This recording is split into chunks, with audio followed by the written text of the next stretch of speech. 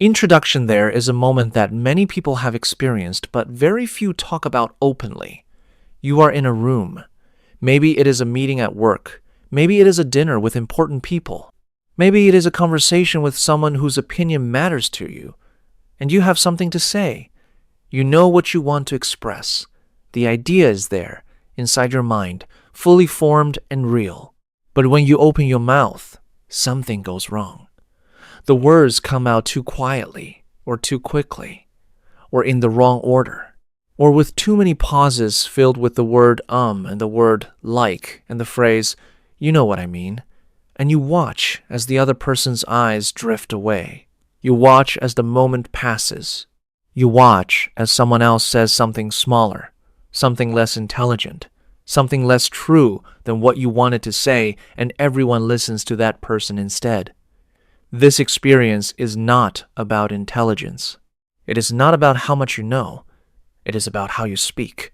And the way you speak is either opening doors for you or quietly closing them. This audiobook is built for one purpose. That purpose is to give you the tools, the understanding, and the habits that will completely change the way you communicate in English. Not just the words you use, not just your grammar, but the thinking behind your words, the structure of your ideas, the confidence in your voice, the authority in your presence, and the ability to move people, to influence them, to make them feel something and do something and remember you long after the conversation ends. This is not a grammar book. This is not a textbook. This is a guide for human beings who want to step into a bigger version of themselves through the power of language. There are 10 chapters in this audiobook. Each one builds on the one before it. Together they form a complete system, a system that real leaders use, a system that powerful communicators have always used, and a system that, starting today, you are going to use too. We begin now. Chapter 1. The real reason your English is not working. Most people who struggle with speaking English well believe the problem is their vocabulary.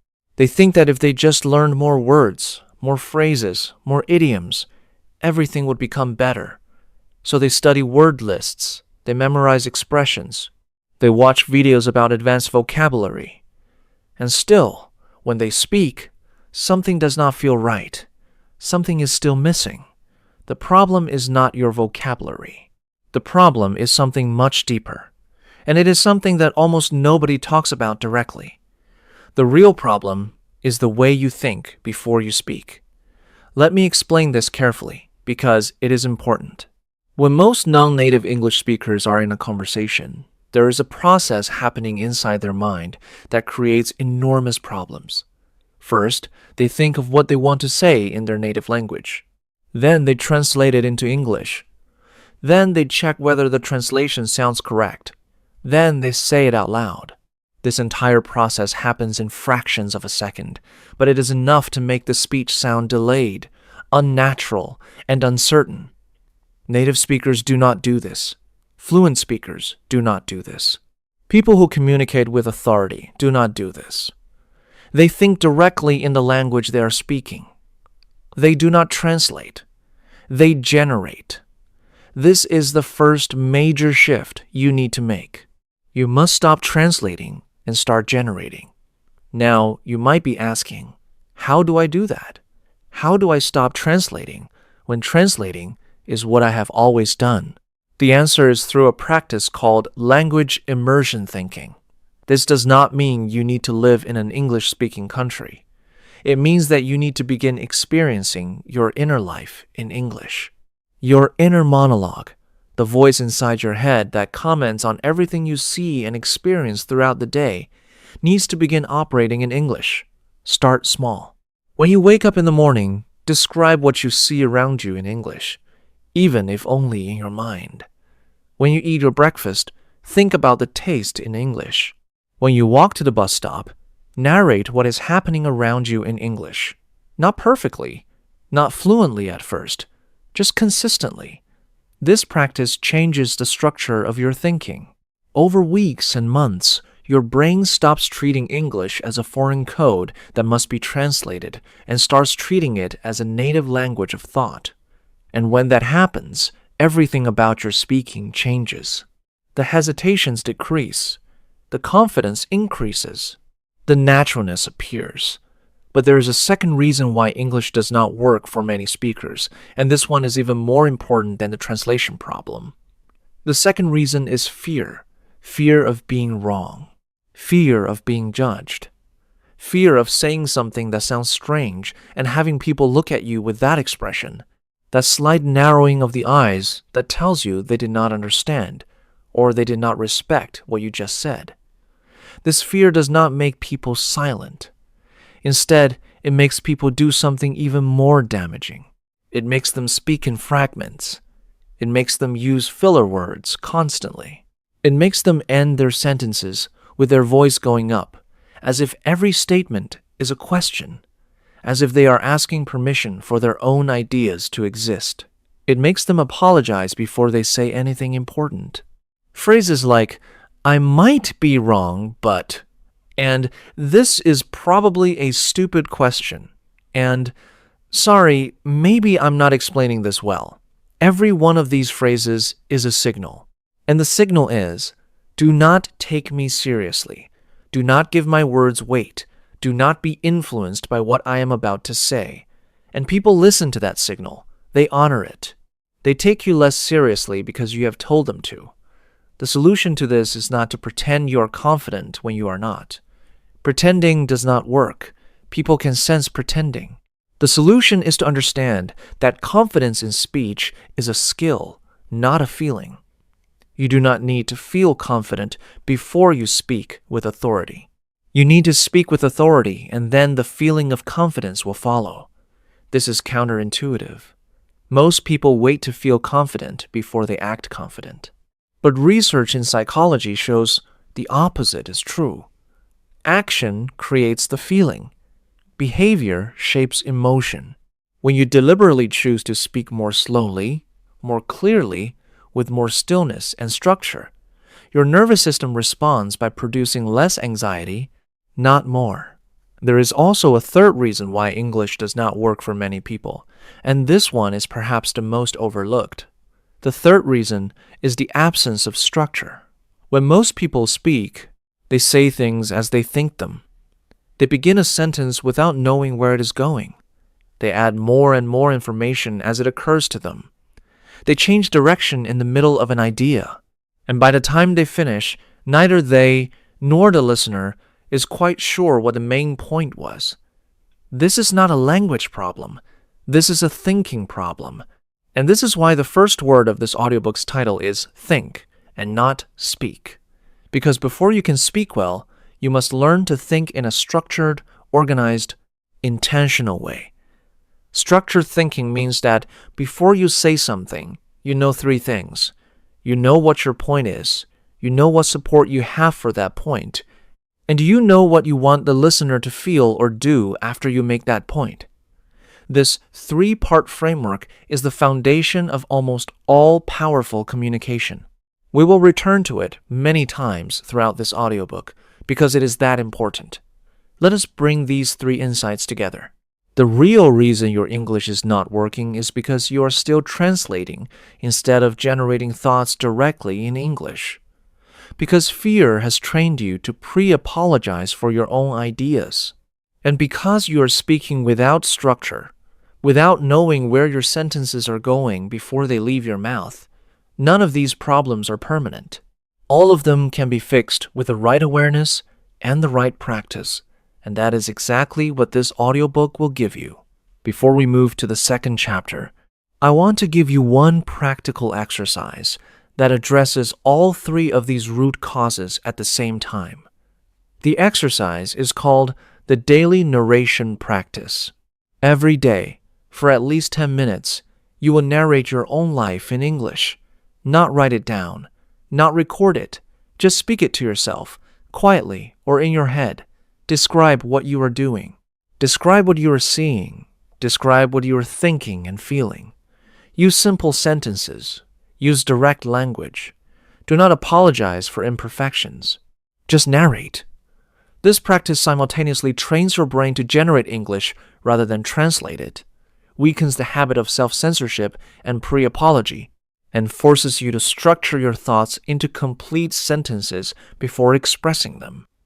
It seems almost too simple, but simplicity is often the disguise that the most powerful habits wear. Do it for 30 days and your English will not be the same. There is one more layer to add to this foundation before we move forward, and it concerns the relationship between reading and speaking. Many people who struggle with spoken English are actually quite competent readers. They can read articles, books, and complex documents in English with real understanding, but when they try to speak, the competence seems to vanish. This happens for a specific reason. Reading is a passive reception of language. Speaking is an active production of language. And these two skills, while related, are built through different kinds of practice. You cannot develop spoken fluency entirely through reading. You develop it through speaking. This seems obvious, but the practical implication is important. You need to speak English out loud, every single day, even when there is nobody listening, even when the speaking is imperfect, even when you are simply talking to yourself in an empty room. The act of producing spoken English, of moving your mouth and your breath and your voice in the patterns of English, builds the muscle memory that makes fluent speech possible. Think of it the way you would think of learning a musical instrument. A musician cannot become fluent on the piano by only reading about music theory or by listening to other people play. They become fluent by sitting at the instrument and producing sound, day after day, making mistakes and correcting them, and gradually building the physical and cognitive patterns that allow music to flow naturally. Your voice is your instrument. English is your music. And the practice is speaking. Chapter 2. The Architecture of Authority. How leaders structure their words. There is a quality that certain people have that makes you trust them from the first sentence they speak. You may not be able to name exactly what it is at first. You just feel it. You feel that this person knows what they are talking about. You feel that this person is worth listening to. You feel that if this person tells you something is true, it probably is. If this person recommends something, you want to consider it seriously. This quality is called authority. And it is not something people are born with. It is something they construct carefully and deliberately through the way they use language. In this chapter, we are going to take apart the architecture of authority. We are going to look at exactly how powerful communicators structure their words so that every sentence they speak carries weight. The first element of authoritative speech is the declarative statement. A declarative statement is a sentence that makes a clear, direct claim about something. It does not ask for permission. It does not hedge itself with words like maybe or I think or it could be. It states something as if it is true because the speaker has decided it is true. Compare these two sentences. First, I think, maybe, this approach might be worth considering, but I could be wrong. Second, this approach works, and I can show you why. Both sentences are expressing the same basic idea, but the first one sounds like someone who is unsure and apologetic. The second one sounds like someone who has authority and confidence. The second person is far more likely to be listened to, trusted, and followed. Notice that the second sentence is also shorter. This is not a coincidence. Authority and conciseness almost always go together. When people are uncertain, they add more words. They pad their sentences with extra explanations and qualifications because they hope that more words will somehow make their point more convincing. But the opposite is true. More words dilute the impact of an idea. Fewer words concentrate it. The rule of authority is this: say it once, say it clearly, say it completely, and then stop. The second element of authoritative speech is the pause. Most people are afraid of silence in conversation. When there is a pause, they rush to fill it. They say or so or anyway because silence feels dangerous, like something's going wrong. But for powerful communicators, silence is a tool. It is one of the most powerful tools available. When you pause before saying something important, you signal to the listener what is coming next matters. Pay attention. When you pause after saying something important, you give the listener time to absorb it. You let it land. You let it sit in their mind and begin to have its effect. Leaders pause. People who are rushing and nervous do not pause. So the very act of pausing, even for 2 or 3 seconds, communicates authority before you have even said the next word. Practice this deliberately. When you want to make an important point, stop for a moment before you say it. Look at the person you are speaking to, then say it. Then pause again. Let the silence work for you. The third element of authoritative speech is the story anchor. An authority figure does not just make claims. They anchor those claims to reality. And the most powerful way to anchor a claim to reality is through a specific concrete story or example. Abstract statements float. They drift away from the listener's mind almost as soon as they are spoken. But specific, concrete examples land. They stick. They create images in the listener's mind, and images are remembered long after abstract ideas have faded. Instead of saying, communication is important for leadership, an authority figure says, I once watched a brilliant engineer lose an entire project team because he could never explain his ideas in plain language. The team stopped trusting him. Not because he was wrong, but because he couldn't connect.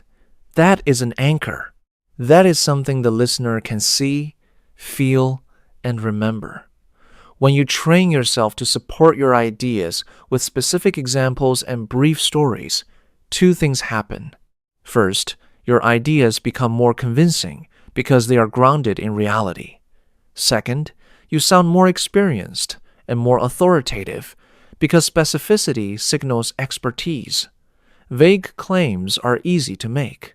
Specific examples require that you actually know what you are talking about. The fourth element is what communication experts call the rule of 3. Humans are wired for patterns, and a pattern of 3 is one of the most powerful in existence. When you present 3 ideas, 3 reasons, 3 examples, 3 steps, it feels complete. It feels like a whole unit. It satisfies the mind's desire for structure. Powerful communicators use this constantly. There are 3 things you need to know about this.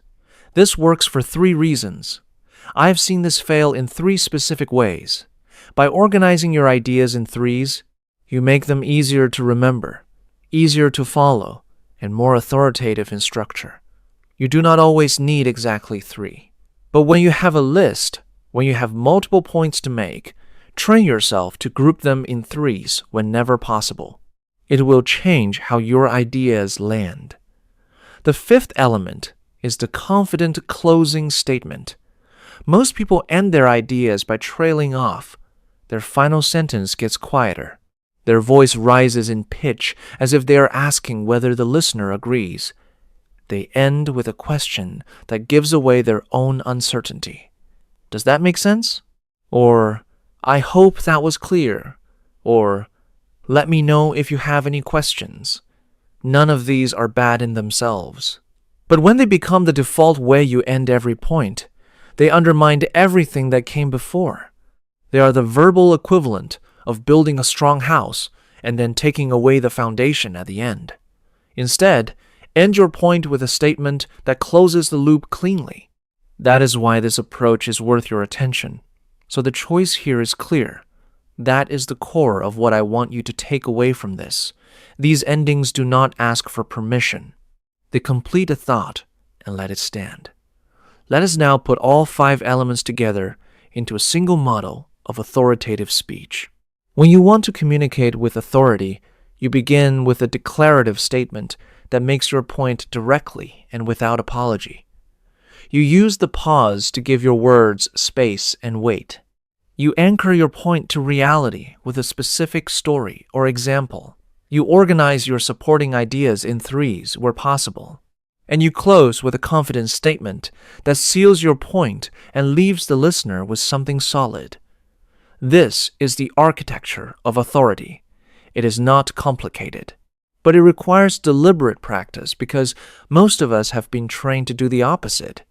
We have been trained to soften our ideas, to make them smaller, to apologize for them in advance. Undoing that training takes time and conscious effort. But here is the most important thing I want you to hear in this chapter. Authority is not about knowing more than everyone else.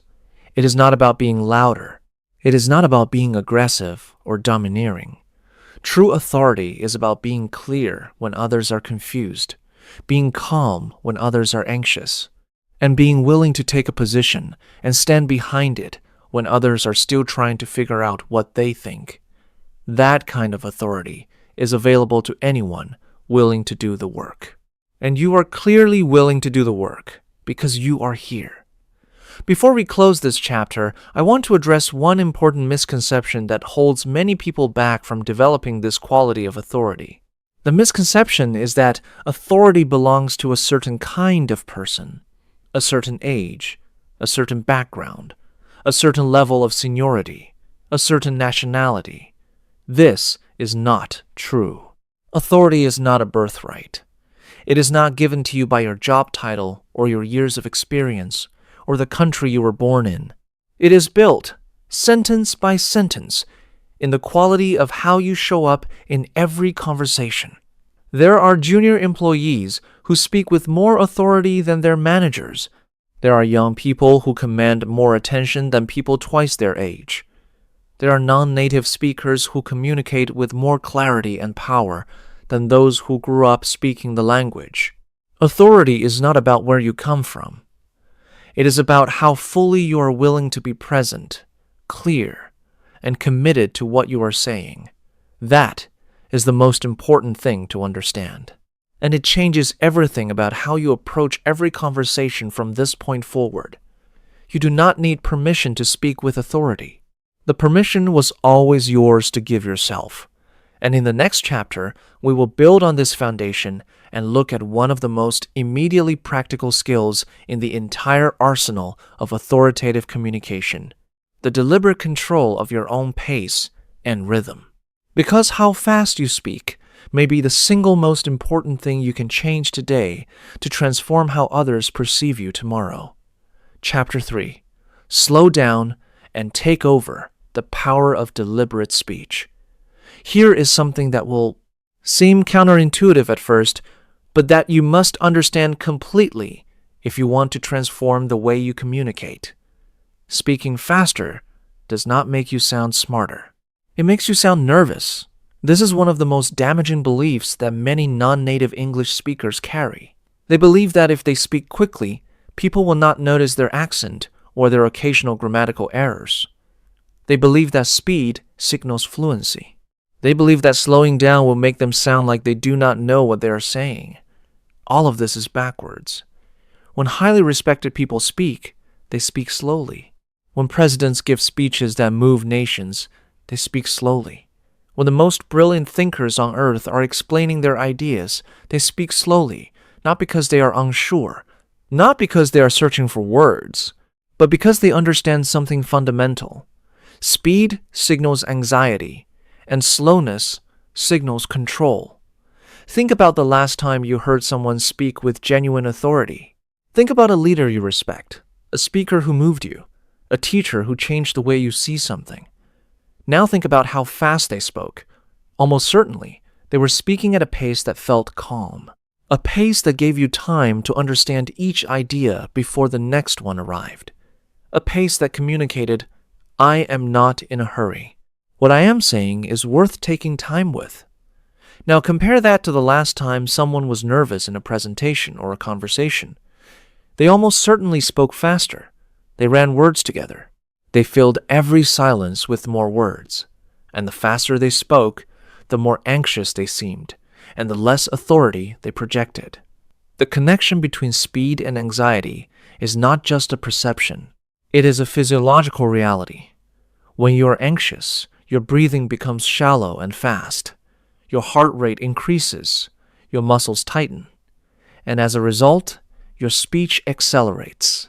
The listener's nervous system picks up on all of these signals even before the brain consciously processes them. By the time the listener forms a conscious judgment about whether you sound authoritative or not, their emotional brain has already made that judgment based on the rhythm and pace of your voice. When you deliberately slow your speech, you interrupt this cycle. Slow breathing and slow speech signal to your own nervous system that there is no threat, that everything is under control. Your anxiety decreases. And the listener, sensing your calmness, begins to extend more trust to you. So, how slow should you speak? The honest answer is slower than you think you should. Almost everyone who tries to slow their speech down still speaks too quickly by the standards of truly powerful communicators. A useful target is this. Speak at the pace of someone who is completely certain of what they're saying and completely certain that the listener wants to hear it. That pace feels uncomfortably slow to most people at first. It feels like you are taking up too much time. It feels like you are being arrogant, as if you think your words are so important that everyone must wait for them. But that feeling is wrong. That discomfort is the feeling of change. It is the feeling of your nervous system learning a new way of operating. Beyond just speaking slowly, there are 3 specific techniques of deliberate speech that will immediately change how you are perceived.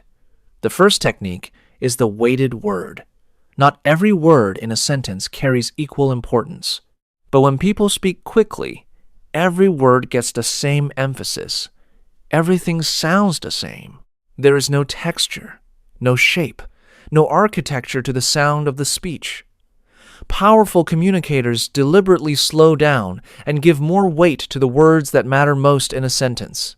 They say, the problem is not what you say. It is what you do not say. The words not and do not get weight. They get emphasis. They get a slight slowing down that tells the listener, this is the part that matters. When you learn to identify the most important word or phrase in each sentence and give it deliberate weight, your speech gains texture and dimension. It becomes something the listener can follow. It becomes something that feels intentional and considered. The second technique is the complete breath. Most people do not breathe properly when they speak. They take a breath at the beginning of a sentence and then exhaust all of their air supply by talking without breathing again until they absolutely have to. The result is that by the end of long sentences, their voice becomes thin and strained and rushed as they try to finish before they run out of air. Powerful communicators breathe at natural pauses. They breathe between ideas. They use the breath not just for physical necessity, but as a way of marking the structure of their thought. Every pause to breathe is a signal to the listener. We are moving from one idea to the next. It creates clarity and rhythm at the same time. Practice this. Speak one complete thought. Breathe. Speak the next complete thought. Breathe. This takes effort at first because it feels fragmented. But what the listener hears is not fragmentation.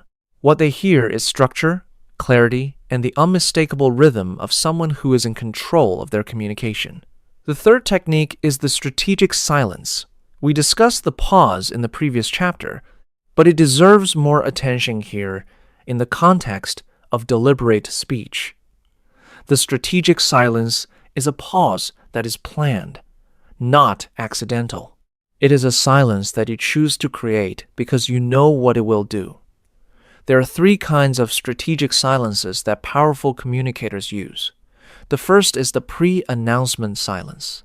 This is the silence you create before saying something particularly important.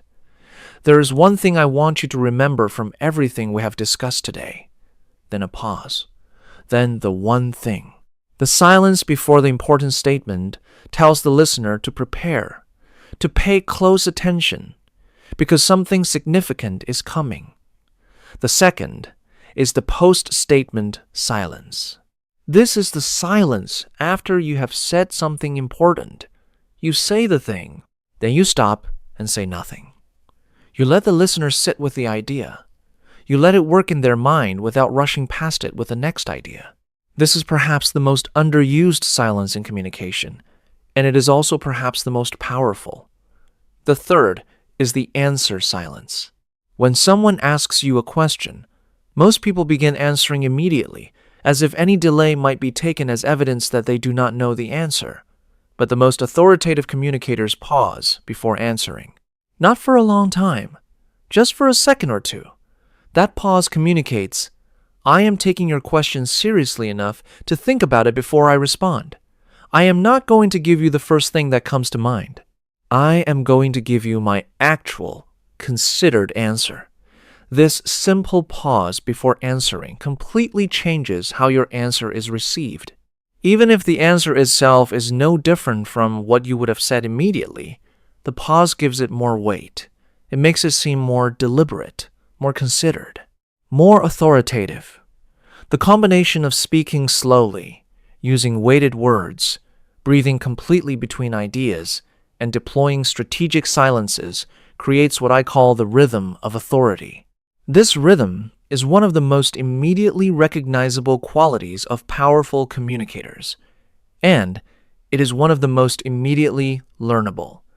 I want to give you a specific practice for this chapter. It is called the read aloud exercise.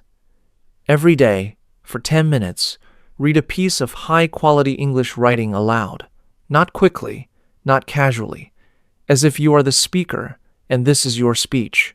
Give weight to the important words. Pause at natural breaks. Breathe fully between sentences. Let the rhythm of the written language train your brain and your body in the rhythm of deliberate speech.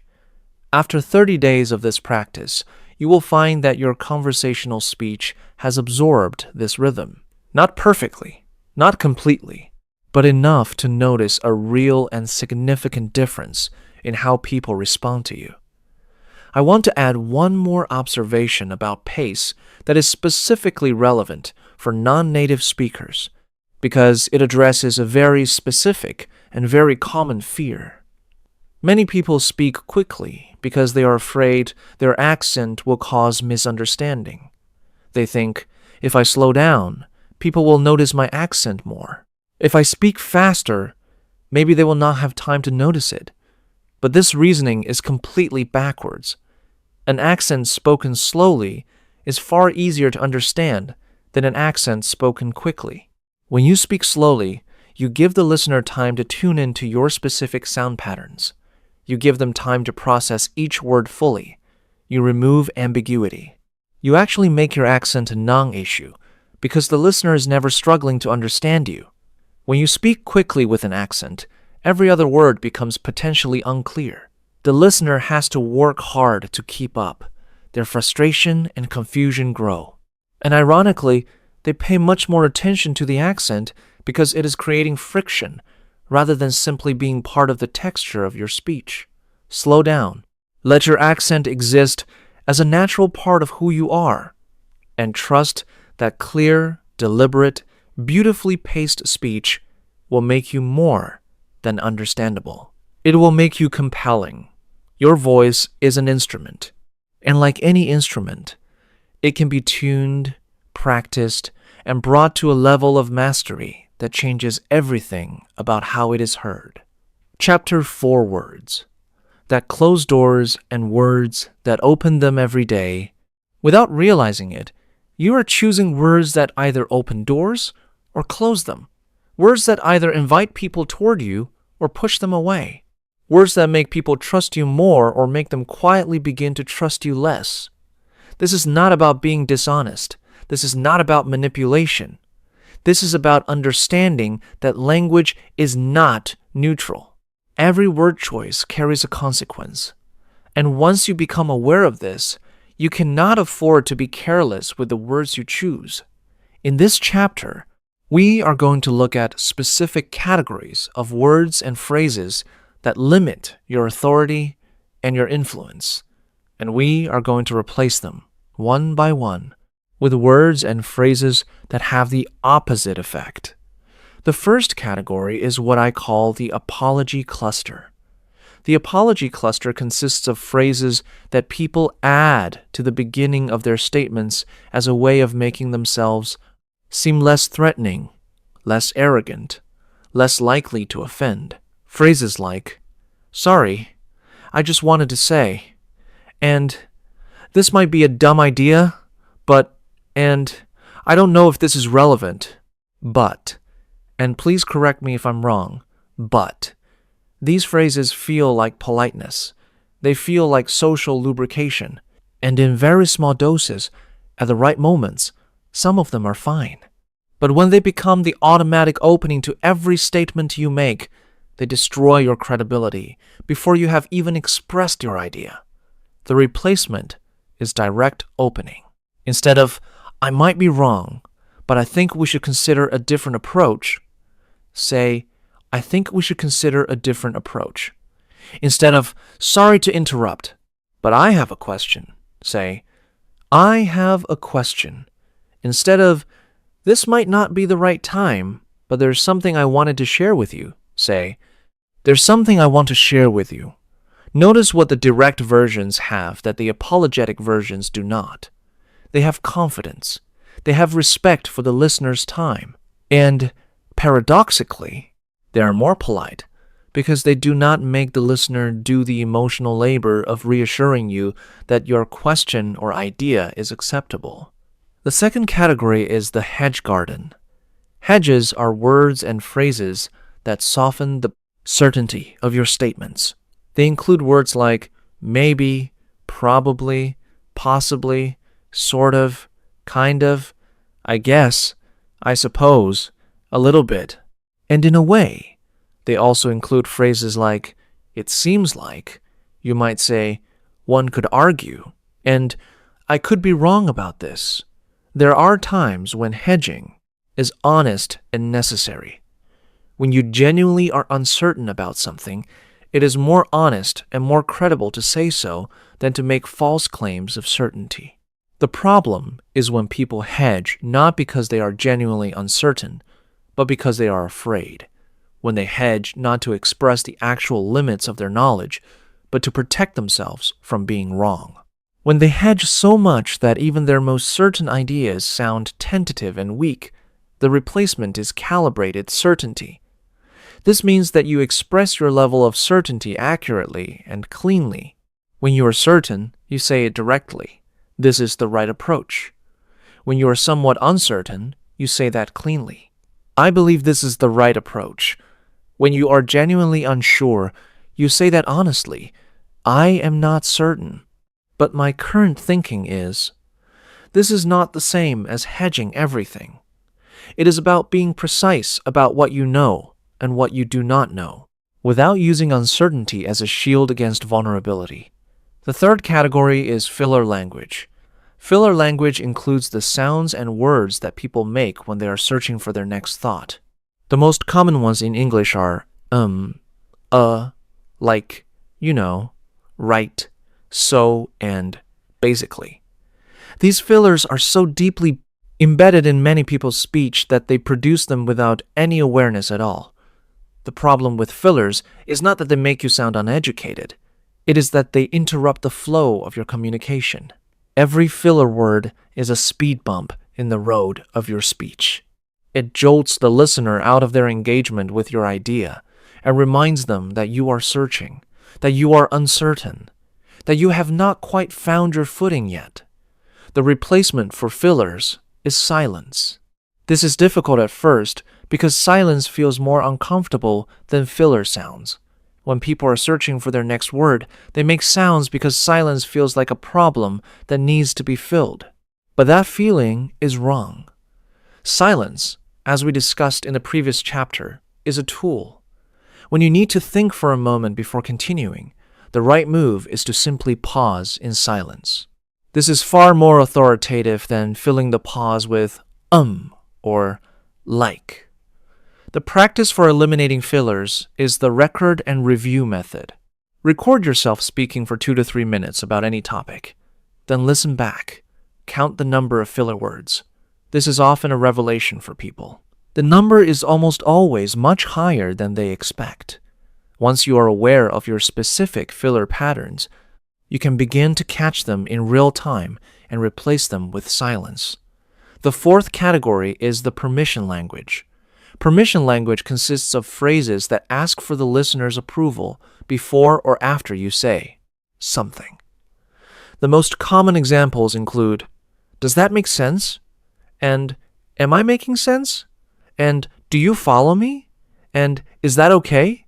and "Does that sound right to you?" These phrases seem harmless, but they function as a constant request for validation. And every time you ask for validation, you're signaling that you are not sure whether what you said was good enough. You are putting the listener in the position of judge, and yourself in the position of someone waiting to be judged. This dynamic does not build influence. It creates the opposite of influence. It creates a relationship where the listener holds the power and you are continuously seeking their approval. The replacement is the check-in without permission seeking, instead of "Does that make sense?" which asks the listener to evaluate your explanation. Try, "What questions do you have?" which assumes your explanation was sound and invites engagement. Instead of "Is that okay?" which asks for permission, try, "Here's how we'll proceed," which assumes a shared understanding and moves things forward. The fifth category is negative framing. Negative framing means describing things in terms of what they are not, rather than what they are. "This won't take long," instead of "This will be quick." "I don't think we should ignore this," instead of "I think we should pay attention to this." "This isn't a bad idea," instead of "This is a good idea." Negative framing is cognitively more complex for the listener. It requires an extra step of processing. The listener first has to absorb the negative concept and then subtract the negation to find the positive meaning. This sounds trivial, but it creates a subtle friction in communication that reduces the impact and memorability of your ideas. Powerful communicators default to positive framing. They say what things are, not what they are not. They say what they recommend, not what they advise against. They frame their ideas in terms of movement toward something good rather than movement away from something bad. There is a sixth category that deserves special attention, and it is one that many non-native speakers use excessively without realizing the damage it does. That category is the over-explanation loop. The over-explanation loop is when someone explains the same idea multiple times in slightly different ways, as if they do not trust the listener to have understood the first time, or as if they do not trust their own explanation to be sufficient. What I mean is, essentially, what I'm trying to say is, in other words, basically what I'm getting at is, these phrases all signal the same thing. I do not trust what I just said. Let me try again, and again, and once more. The effect on the listener is the opposite of what the speaker intends. The listener does not think, "Oh, this person is being very thorough and careful." The listener thinks, "This person is not sure what they want to say. This person is not in control of their own communication." The replacement is to say it once and trust it. Say your idea clearly, with structure and confidence. Then stop. If the listener did not understand, they will tell you. Or you can ask specifically, "What would you like me to clarify?" which is precise and assumes competence on both sides. But do not loop over the same idea 3 or 4 times before the listener has even had the chance to respond. All 6 of these categories, the apology cluster, the hedge garden, filler language, permission language, negative framing, and the over-explanation loop, are linguistic habits. And like all habits, they can be changed with awareness and practice. The process has 3 steps. First, you become aware of which of these patterns you use most frequently. Second, you create a specific replacement for each pattern. Third, you practice the replacement until it becomes as automatic as the old pattern was. This process takes time, It is not something that happens in a day or a week. But every conversation is an opportunity to practice, and every practice session, no matter how imperfect, moves you closer to a version of yourself that speaks with clarity, authority, and power. Chapter 5. Emotional Intelligence in Language. How to make people feel heard there is a quality that the most influential communicators in the world share. And it is not the quality that most people would guess. It is not intelligence. It is not charisma. It is not a large vocabulary, or a powerful voice, or the ability to tell compelling stories, though all of those help. The quality is this: the ability to make other people feel completely and genuinely understood. When people feel truly understood, something remarkable happens in their psychology. Their defenses drop. Their resistance softens. Their willingness to listen, to consider new ideas, to be influenced, increases dramatically. This is not manipulation. This is the natural result of feeling safe with another person. And language is the primary tool through which that sense of safety is created or destroyed. In this chapter, we are going to explore what is called emotional intelligence in language. This means understanding how your words affect the emotional experience of the person you are speaking to, and using that understanding to create deeper connection and greater influence. The first principle of emotionally intelligent language is what I call reflective acknowledgement. Reflective acknowledgement means that before you respond to what someone has said with your own ideas, you first demonstrate that you have actually heard and understood them. You reflect back the essence of what they said, not as a word-for-word repetition, but as a genuine recognition of their meaning and their feeling. For example, someone says to you, "I am really frustrated with this project. We keep changing the direction, and nobody ever explains why. I feel like my work doesn't matter." A person without emotional intelligence responds immediately with solutions. Well, the reason we change direction is because the client changed the requirements. We should probably have a meeting to align everyone. This response may be factually correct, but it completely misses the emotional reality of what the person just shared. They were not primarily asking for an explanation of why the direction changed. They were expressing frustration and a feeling of being undervalued. By jumping to information, the responder sends the signal, "Your feelings are not important. Let me fix the practical problem."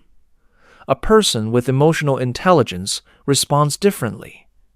It sounds like the constant changes are genuinely exhausting, and feeling like your work might be thrown out without explanation, that is deeply frustrating. This is reflective acknowledgement. And after this kind of response, something changes in the emotional temperature of the conversation. The person feels heard, their defenses lower, and they become much more open to hearing practical solutions because they no longer feel the need to fight to be understood first. Reflective acknowledgement does not mean you agree with everything the person says.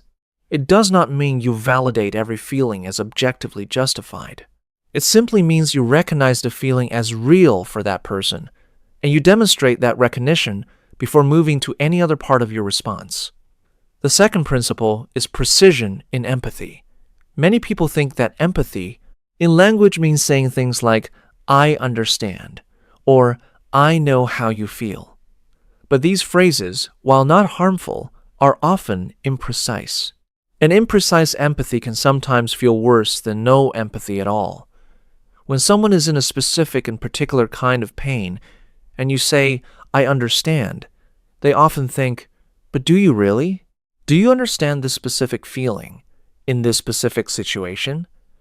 Precision in empathy means naming the specific emotion and the specific reason for it. Instead of, "I understand that's hard. Try. I can see why that would make you feel stuck. You've been working towards something clear and the target keeps moving." This is precise. It shows that you have been paying close enough attention to understand not just that the person is upset, but why they are upset in this particular way. Precision in empathy requires that you actually listen carefully. not just wait for your turn to speak. It requires that you watch the person's face and body language, not just hear their words. And it requires the courage to name feelings explicitly, because many people in professional contexts avoid naming emotions, as if emotions are somehow inappropriate or unprofessional. But emotions are not unprofessional. They are human. And the people who are willing to acknowledge this reality in their language are the ones who build the deepest and most influential relationships. The third principle is the question that opens rather than closes. Questions are one of the most powerful tools in communication, but most people use them in a way that is less effective than it could be. The questions that most people ask are what linguists call closed questions. These are questions that can be answered with a yes or a no, or with a very limited amount of information. Did you finish the report? And do you agree with this approach? And was the meeting useful? Are all closed questions. Closed questions have their place. But when you are trying to understand someone more deeply, when you want someone to open up and share more of their thinking and feeling, closed questions are exactly the wrong tool. Open questions, by contrast, invite expansion. They cannot be answered with yes or no. They begin with words like what, how, tell me about, and help me understand. They create space for the other person to give you something real, something unexpected, something that goes beyond the surface. What has this experience been like for you? Is more powerful than, was it a bad experience? How are you thinking about this challenge? Is more powerful than, are you worried about this? What would a better outcome look like for you? Is more powerful than, would this solution work? The open question is a gift you give the other person. It says, I am genuinely interested in your full answer, not just a quick confirmation of what I already think I know.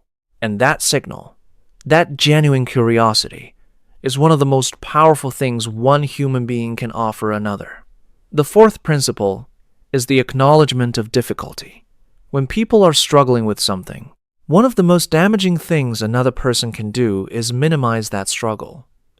It could be worse, and at least you have, and just think positive are all examples of minimization. They are attempts to help that actually make the person feel worse because they communicate. Your struggle is not as bad as you think, and you should just move past it. The opposite of minimization is acknowledging the genuine difficulty of what the person is going through, not exaggerating it, not dramatizing it, but naming it clearly and without qualification.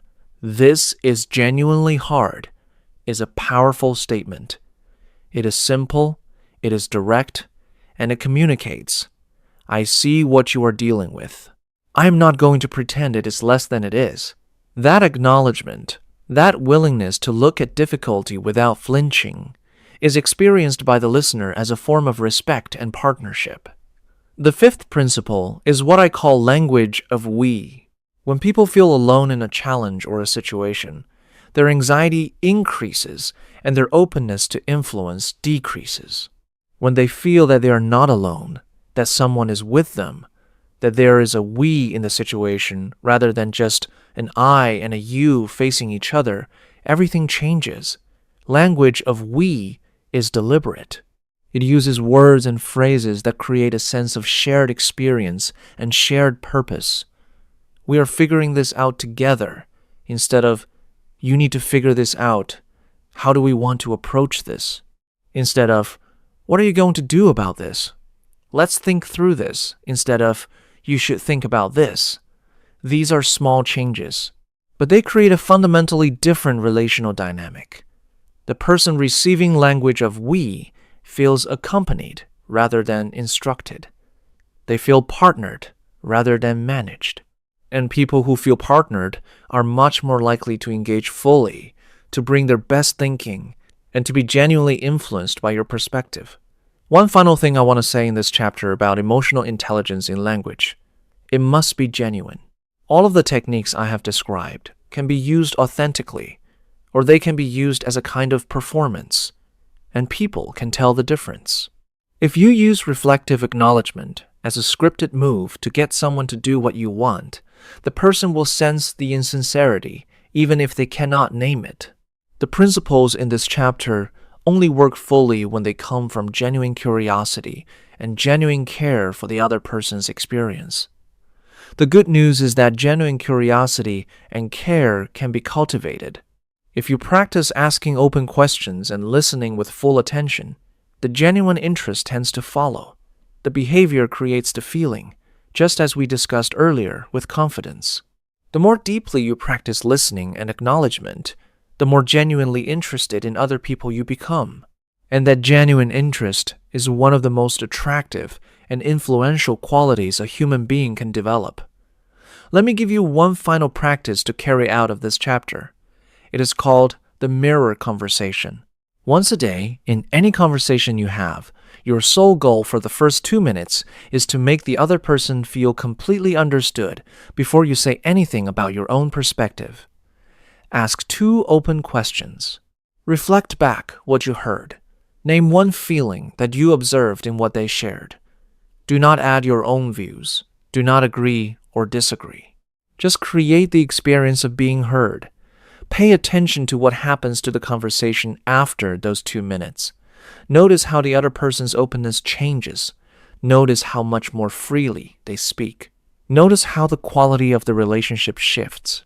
And notice how, when you eventually do share your own perspective, they are far more willing to actually listen to it.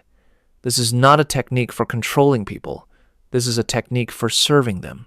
And service, genuine and generous service to other people's need to be understood, is the highest form of influence there is. Chapter 6. How to disagree without destroying the language of respectful challenge. In almost every meaningful relationship, professional or personal, there will be moments of disagreement. Moments when your perspective is different from someone else's perspective. Moments when you believe the other person is wrong about something that matters. Moments when you need to push back, to challenge, to say, I see this differently. How you handle these moments will largely determine the quality and the depth of your relationships. It will determine whether people see you as someone they can have real, honest conversations with, or someone they need to handle carefully. And it will determine, to a significant degree, how much influence you have over people whose cooperation you need. There are 3 ways most people handle disagreement. The first is avoidance. They say nothing. They go along. They nod and agree even when they do not agree, because confrontation feels dangerous or uncomfortable. The second is aggression. They push back hard. They argue. They make the disagreement into a competition to be won. The third is passive resistance. They appear to agree, but then continue doing what they were doing before, or they undermine the decision in indirect ways. None of these 3 approaches work well over time. Avoidance creates resentment and makes you invisible. Aggression damages relationships and closes minds. Passive resistance destroys trust. There is a 4th way, and it is the one we will explore in this chapter. It is the language of respectful challenge, and it is one of the most powerful and underused communication skills available to you. The first element of respectful challenge is what I call the affirmation bridge. The affirmation bridge is a technique of acknowledging what is true, useful, or valid in the other person's perspective before you introduce your own different perspective. It does not mean you pretend to agree when you do not. It means that you are generous enough to find the genuine value in the other person's view before you challenge it. This has 2 effects. First, it demonstrates that you have actually listened to and considered what the person said, rather than just waiting for them to stop talking so you can make your own point. This makes the person far more willing to listen to your perspective in return. Second, it often reveals to you that the other person's view has more merit than you initially recognized, which makes your own eventual position more refined and more accurate. The affirmation bridge sounds like this. There is something in your approach that I think is genuinely right. The emphasis on speed matters here, and that insight is important. Where I find myself seeing this differently is, and then you make your point. Notice what has happened. You have agreed with something real. You have demonstrated listening. You have created an environment in which the other person is not defensive. And now they are actually ready to hear your challenge rather than bracing against it. The second element is the exploratory frame. Instead of presenting your different perspective as a contradiction of the other person's view, you present it as a question or an area for exploration. This does not mean you are less clear about your position. It means you are inviting the other person to think through the issue with you rather than fighting against you. Instead of, that's wrong. The data doesn't support that conclusion. Try. I want to explore something with you. When I look at the same data, I arrive at a different conclusion. Help me understand where our thinking diverges. This is not a weaker challenge. In fact, it is often a more effective challenge because it makes the other person engage with the actual substance of the disagreement rather than their emotional response to feeling attacked. The exploratory frame uses language like, I'm curious about, and help me understand how, and what would it mean for this perspective if, and I find myself wondering whether. These phrases signal intellectual curiosity rather than confrontation. And intellectual curiosity tends to produce intellectual engagement, which is exactly what you need if you're going to genuinely resolve a disagreement.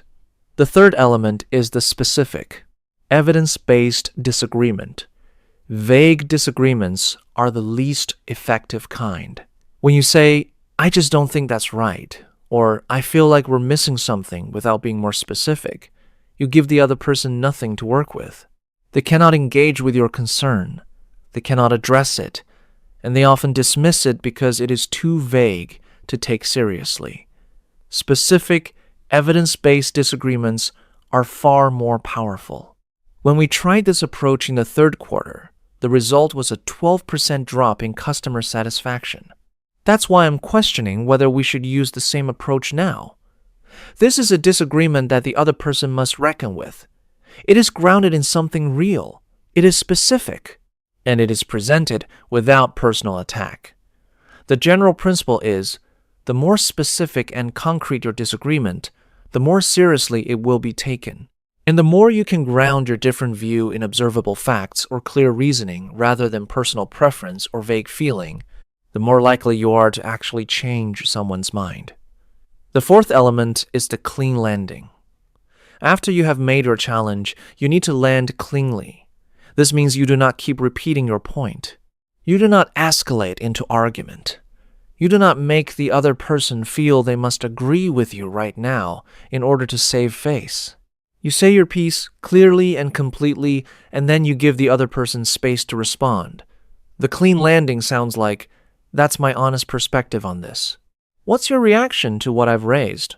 Or, I wanted to bring this to you directly because I think it matters. What do you think? These closings invite response without demanding agreement. They keep the door open for genuine dialogue.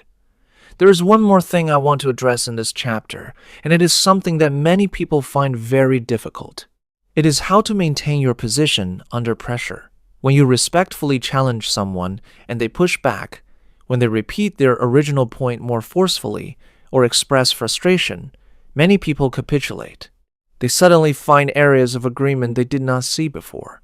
They soften their position until it is unrecognizable, not because new information has changed their mind, but because the social pressure of disagreement is uncomfortable and capitulation makes the discomfort go away.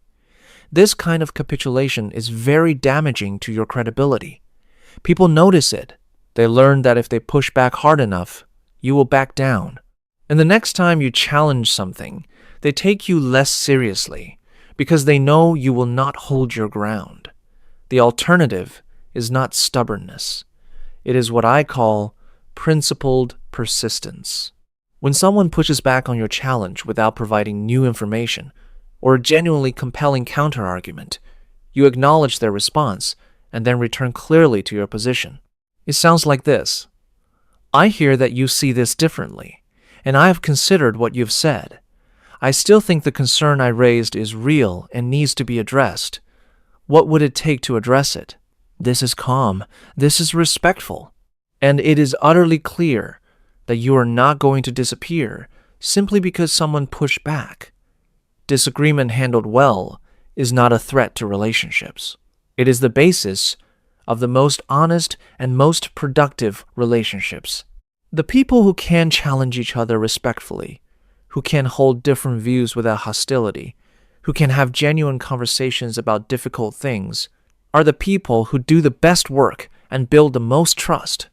Learn to disagree well. It will make you more valuable than almost any other communication skill in your arsenal. Chapter 7: Storytelling as Strategy: How to Make People Remember You. If you remember only one chapter from this entire audiobook, let it be this one. Because storytelling is not just a communication technique. It is the most fundamental way that human beings create meaning, transfer knowledge, build trust, and inspire action. It is older than writing, older than organized religion, older than agriculture. And it is just as powerful today as it was 10,000 years ago around a fire in the darkness. The leaders who move nations tell stories. The salespeople who consistently outsell their colleagues tell stories. The teachers who produce students who truly understand and retain what they have learned tell stories. The executives whose teams believe in them and follow them with genuine commitment tell stories, not occasionally, not as a bonus feature on top of all the real communication, as the primary vehicle of their communication. And here is what makes this so useful for you specifically. A well-told story requires no advanced vocabulary. It requires no academic credential. It requires no special accent or perfect grammar. What it requires is structure, specificity, and truth. And those three things are available to every human being on earth. Let us start with the fundamental structure of a story. Every effective story, whether it is a 30-second anecdote in a business meeting or a 3-hour film, has the same basic shape. There is a character with a desire.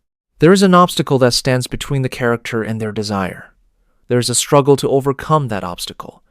And there is a resolution that changes the character in some way. Character, desire. Obstacle, struggle, change. These 5 elements are the skeleton of every story that has ever moved a human being. And when you understand this skeleton, you can use it consciously to construct stories that communicate exactly what you want to communicate in a way that people will actually remember. Let me walk you through how this applies in everyday, professional, and personal. Communication. Imagine you want to convince your team that investing in customer service training is worth the cost. You can make this argument with data and logic. Research shows that a 5% increase in customer retention leads to a 25 to 95% increase in profit. That is compelling data. But watch what happens when you add a story. 3 years ago, I worked with a company that decided to cut their customer service training budget. It seemed like a reasonable decision at the time. The economy was tight. Costs needed to come down. Within 6 months, their customer complaints had doubled. Within a year, their 3 biggest accounts had moved to competitors. The accounts cited poor service experience as the primary reason. The cost of acquiring those 3 accounts back, if it was even possible, was estimated at 4 times what they had saved in training cuts. The company had to be sold within 18 months. Now you have data and story. The data gives the brain a reason to accept the conclusion. The story makes the conclusion real, visceral, and memorable. When the meeting is over and people are trying to remember what you said, they will remember the story. They will feel it again. And they will make decisions based on that feeling. The second principle of effective storytelling is what I call the specific detail principle. Vague stories do not stick. Specific stories stick. The difference between a forgettable story and an unforgettable one is almost always in the level of specific, concrete detail. A customer was unhappy and we lost their business is vague. It floats. It goes nowhere. A customer named Marcus, who had been with us for 9 years and had referred us to 4 other clients, called on a Tuesday afternoon and said he felt like he had become invisible to us. It's specific. It has a person with a name. It has time. It has history. It has a feeling. It lands. You do not need to make up details that you do not have. But when you are crafting a story for a specific purpose, invest the time to remember or recover the specific details that make it real. What was the person's name? What time of day did it happen? What exactly did they say? Where were you when this happened? These details are not noise. They are the texture that makes the story believable and engaging. The third principle is the emotional truth. Every story needs to have an emotional truth at its center. This is not the same as the factual content of the story. The emotional truth is the deeper human experience that the story is really about. Vulnerability, courage, betrayal, redemption, loyalty, ambition, loss. These are the emotional notes that stories can play, and they are the notes that resonate with every human listener, regardless of their background, their culture, or their level of expertise in the subject matter. When you craft a story for professional use, you need to identify the emotional truth before you identify anything else. What is the emotional core of this story? What is the human experience at the center of it? Once you know that, you can choose details and structure the narrative to highlight that emotional core. The fourth principle is the reversal or the surprise. The most memorable stories are the ones where something unexpected happens, where the situation turns out to be different from what we thought, where the outcome is surprising, where the character's journey takes a turn that we did not anticipate. This does not mean you need to invent drama. It means you need to look for the element in your real experience that subverted expectations. The moment when what everyone thought would work did not work. The time when the person who seemed least likely to succeed was the one who came through. The decision that seemed right at the time but turned out to be catastrophically wrong. These reversals are everywhere in real experience if you look for them. And they are the elements that make people lean forward and pay attention. The fifth principle is the one-sentence lesson. After a story, the listener often wants to know, so what? What am I supposed to take from that? Some communicators leave this entirely to the listener's interpretation. Others explain it at such length that they undo all the impact of the story itself. The most effective approach is the one-sentence lesson. After your story, land it with one clean, clear sentence that states the principle or the insight that the story illustrates, not 3 sentences, not a paragraph, 1 sentence. That is why the details you think don't matter are usually the ones that matter most. That experience is why I never make a decision about people based on first impressions alone. And that is the real cost of letting small problems go unaddressed. 1 sentence, clean, final, and then stop. Let the story and the lesson do their work. There is something I want to say about personal stories in particular, because many people are reluctant to tell personal stories in professional settings. They feel that talking about their own experiences is too informal, too vulnerable, too revealing. They want to keep the professional and the personal in separate compartments. But this is exactly backwards from how influence actually works. When you share a personal story, especially one that includes a moment of struggle, failure, or uncertainty, something very powerful happens. The other person's defenses drop. Their identification with you increases. And their trust in you deepens because you have been willing to be real rather than performing an image of perfect competence. The stories that influence people most deeply are not the stories of triumphant success. They are the stories of honest struggle. The time you got it wrong and what you learned from it. The moment you were afraid and what you chose to do anyway. The period of uncertainty and how you navigated through it. These stories are not weaknesses. They are the source of the deepest connection and the greatest influence. Practice telling one story well before you need it. Think of an experience from your own life that illustrates something you believe to be true and important. Structure it with the 5 elements: character, desire, obstacle, struggle, change. Identify the specific details. Find the emotional truth. Look for the reversal. Craft your one-sentence lesson. And practice telling it until it feels natural, not scripted.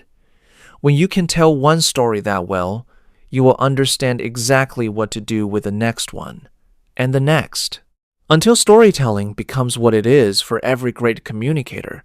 Not a technique you apply, but a natural way of seeing your own experience and sharing it with the world.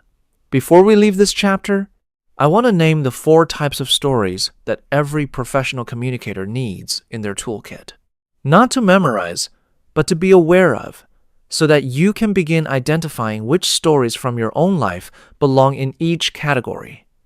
The first type is the origin story. This is the story of how you came to believe what you believe or do what you do. Origin stories are powerful because they explain your motivation. They answer the question that people always have in the back of their minds when they meet someone who is good at something. What made them this way? What drove them here? When people understand the origin of your passion or your expertise, they feel connected to you in a different way. They see not just your capability, but your humanity. The second type is the failure story. We discussed this briefly, but it deserves its own category because it is so uniquely powerful. The failure story is a story about a time when you got something wrong, when something you tried did not work, when you made a mistake that cost you or someone else something real. These stories, told with genuine honesty and without false redemption, are among the most connecting things a person can share. They say, "I am not performing perfection for you. I am a real human being who has struggled and learned." And in a world full of people performing competence and success, this kind of honesty is extraordinarily rare and correspondingly precious. The third type is the turning point story. This is a story about a moment when something changed for you, a decision you made, an encounter you had, a piece of information that arrived at exactly the right time. These stories are powerful because they offer the listener a vicarious experience of possibility. If a turning point changed things for you, perhaps something similar is available for them. The fourth type is the lesson story. This is a story that illustrates a specific principle or idea that you want to communicate. It is the most deliberately crafted type of story because it is built specifically to serve a communicative purpose. A lesson story is what a great teacher uses to make an abstract concept concrete. It is what a great leader uses to make a strategic principle tangible. And it is what a great speaker uses to make a new idea genuinely stick in the minds of the people who hear it. Build your story library, not on paper necessarily, in your memory. Identify 5 to 10 stories from your own experience, 1 or 2 from each category, that are fully developed and ready to be told.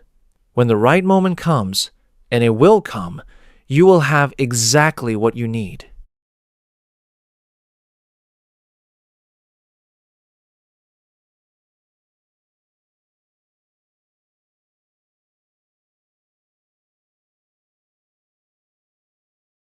Chapter 8: The Psychology of Persuasion. How to move people's minds in Fluence is not something that happens to people against their will. Genuine influence is something that people experience as coming from their own thinking, their own values, their own informed judgment. The best influencers are the ones whose influence is so well crafted that the people they are influencing feel that they came to the conclusion themselves. This is not manipulation. Manipulation involves deceiving people, hiding information from them, or exploiting emotional vulnerabilities to push them towards something that is not in their interest. What we are talking about here is something different entirely. We are talking about the art of presenting truth in a way that allows other people to genuinely receive it, understand it, and act on it. We are talking about communication that works with human psychology rather than against it. In this chapter, we are going to explore the psychology of persuasion.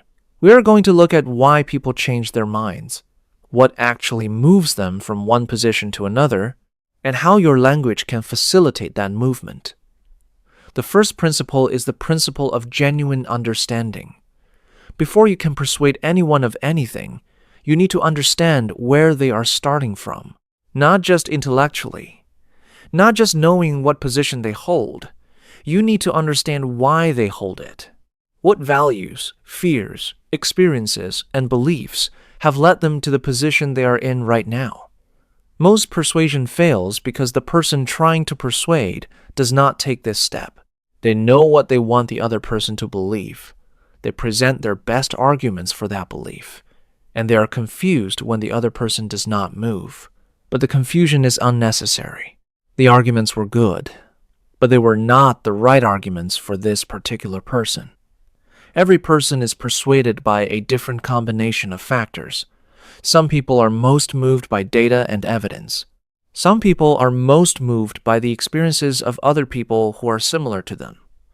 Some people are most moved by a clear and compelling vision of a better future.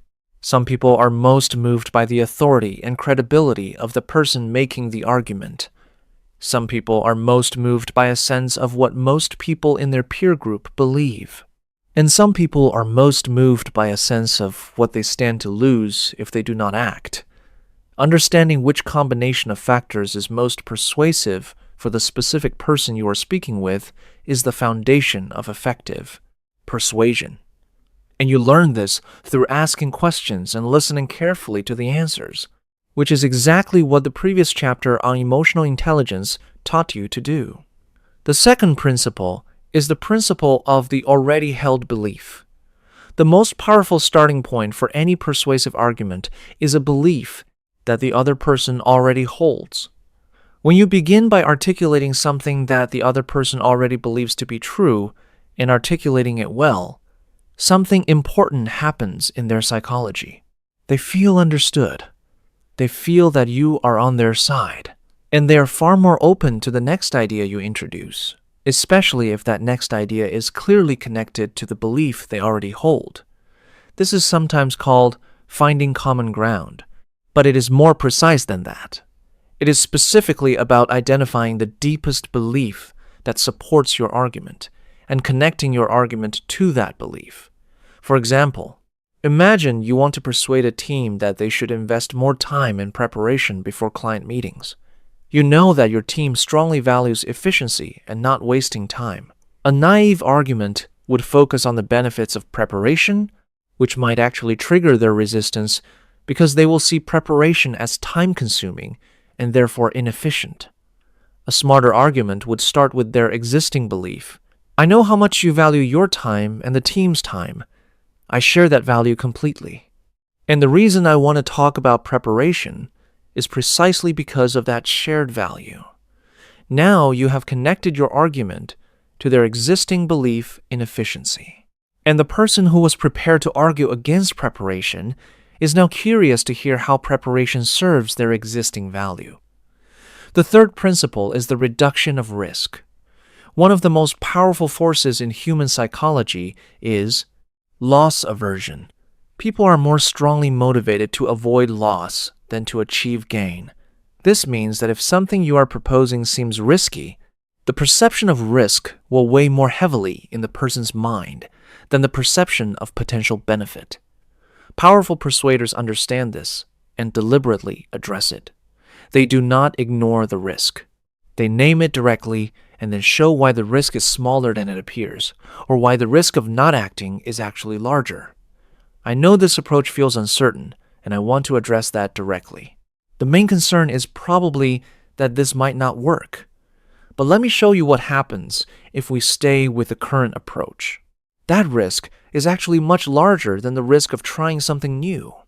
By naming the concern, engaging it honestly, and reframing the comparison, you remove one of the most significant barriers to agreement.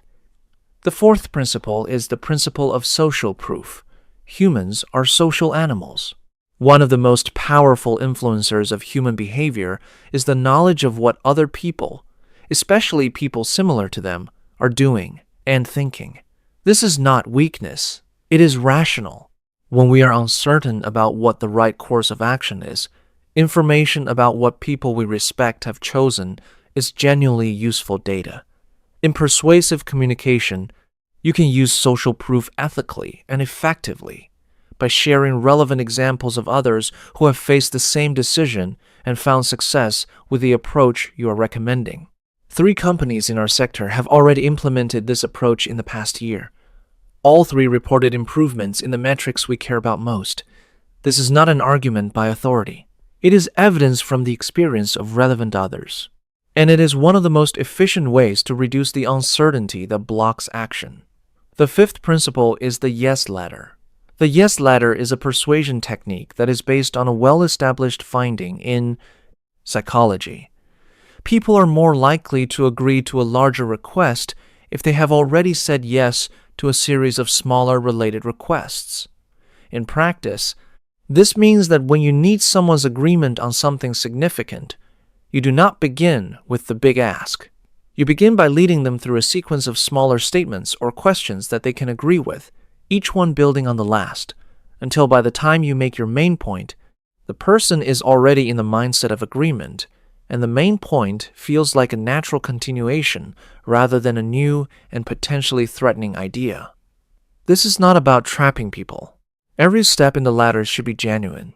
The small agreements should be real and honest positions that you actually hold.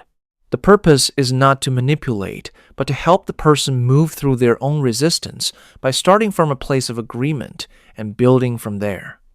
The 6th principle is what I call the vision before the vehicle. Most people, when they are trying to persuade someone to do something, lead with the how before the why. They describe the specific action, the specific plan, the specific vehicle for getting somewhere, before they have established a compelling vision of where that somewhere is. But people do not get excited about vehicles. They get excited about destinations. A compelling vision of a better future, a clear and vivid picture of what becomes possible if the action is taken, is far more motivating than any description of the action itself. Before you explain what you want people to do, paint the picture of where it leads. Not in vague, abstract terms. In specific, vivid, emotionally resonant terms. What does success look like? What does it feel like? What becomes possible? What problems go away? What opportunities open up? Let the listener fall in love with the destination before you show them the vehicle that gets them there. The 7th principle is the honest concession. This one is counterintuitive, but it is extraordinarily powerful. When you are making a persuasive argument, acknowledge the strongest version of the opposing argument before you rebut it. Most people, when making an argument, present only the evidence that supports their position. They mention the strongest counter-arguments only in vague and dismissive ways if they mention them at all. But this actually weakens their argument rather than strengthening it, because the listener is aware of the counter-arguments, even if you are not raising them. And when the listener sees that you are not engaging with those counter-arguments, they conclude, often correctly, that you cannot answer them. When you voluntarily and accurately present the strongest version of the opposing argument and then engage with it honestly, something remarkable happens. Your credibility increases dramatically. The listener thinks, this person is not trying to hide things from me. This person is genuinely engaging with the complexity of the situation, and they are far more likely to trust your eventual conclusion. The strongest argument against this approach is the upfront cost. It is real, and it is significant. Here is why I still believe it is the right choice despite that cost. This is infinitely more persuasive than ignoring the cost entirely. All 7 of these principles operate together. The most effective persuasive communicators use all of them, not necessarily in every conversation, but as a complete toolkit that they draw from based on what each specific situation requires. The deepest truth of persuasion, however, is not technique. It is character. People are ultimately persuaded by people they trust. And trust is built not through smart arguments, but through consistent honesty, demonstrated competence, genuine care for the other person's interest, and the willingness to admit when you are wrong. Technique without character is manipulation. Character without technique is ineffective. Together, they are unstoppable. Chapter 9 Presence, the silent language that speaks before you do. Have spent most of this audiobook talking about words. The words you choose, the structure of your sentences, the techniques of storytelling and persuasion and emotional intelligence, all of this is important. All of it will change the way you communicate. But there is a layer of communication that exists before any word is spoken. It is a layer that operates continuously in every moment of every interaction, and it is communicating something about you to every person who sees you. This layer is what communication experts call nonverbal presence. And research consistently shows that it carries more information about a person's state, intention, and character than the words they speak. When someone who is widely respected walks into a room, something happens before they say a word. People notice them. People orient toward them. There is a quality to their presence, something about the way they move and hold themselves and occupy space that communicates authority before any sound is made. This is not magic. It is a learned quality, and understanding it will allow you to develop it. The first element of powerful presence is what I call grounded stillness. Most people, when they are nervous or uncertain, move excessively. They shift their weight from one foot to the other. They touch their face frequently. They fidget with objects. They gesture in large, uncontrolled ways. They look away when they are speaking. All of these micro-movements communicate the same thing. I am not comfortable here. I am not certain.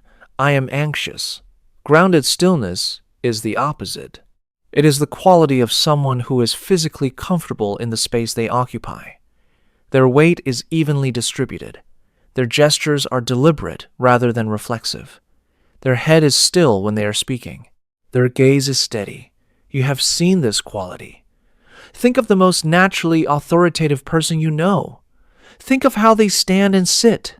There is almost certainly a quality of physical ease and rootedness about them, a sense that they belong exactly where they are and are in no hurry to be anywhere else.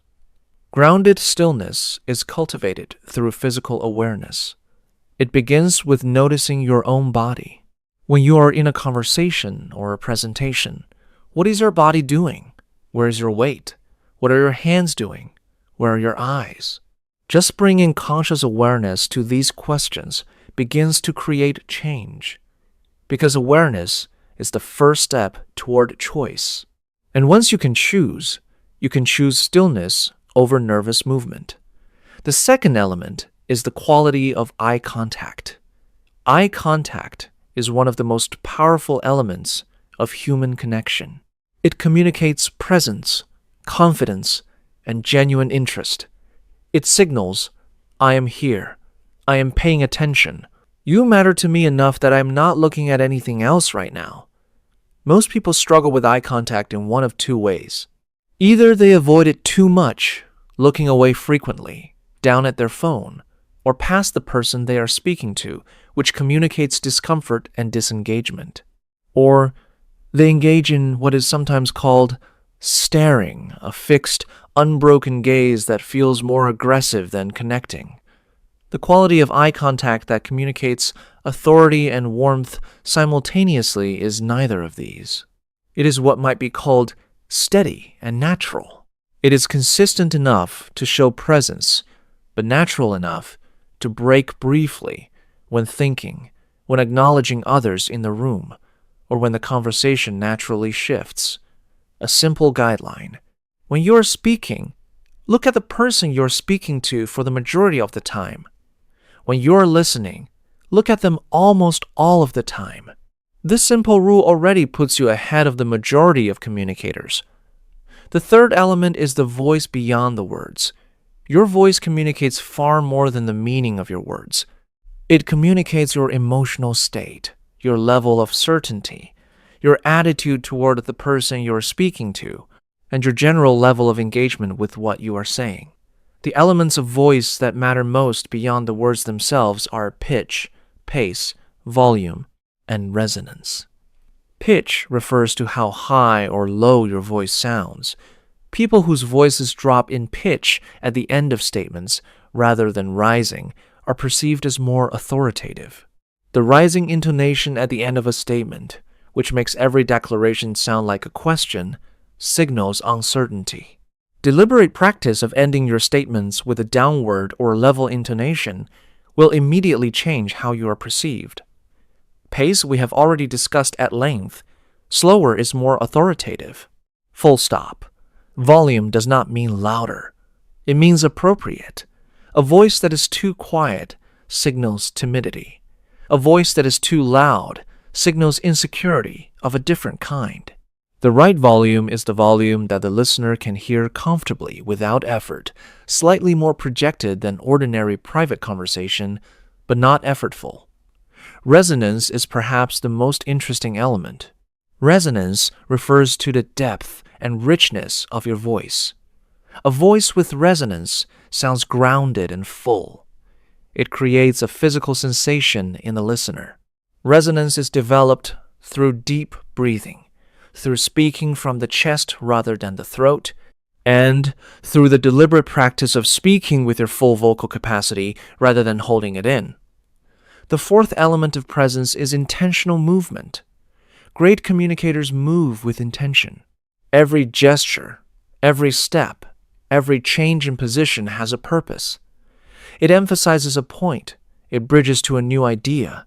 It draws attention to a particular person in the room. None of it is random, and none of it is nervous. This is especially important when speaking to a group. Random movement, moving without purpose, just walking around the room because standing still feels uncomfortable, drains authority. But deliberate movement toward the person you are engaging with, movement that opens your body toward the group, movement that creates visual punctuation for your spoken ideas, adds power. For most everyday conversations and meetings, intentional movement means keeping movement deliberate and limited. Move when you have a reason to move. Be still the rest of the time. The fifth element is what I call the open position. Your physical orientation toward the person you are speaking with carries enormous information.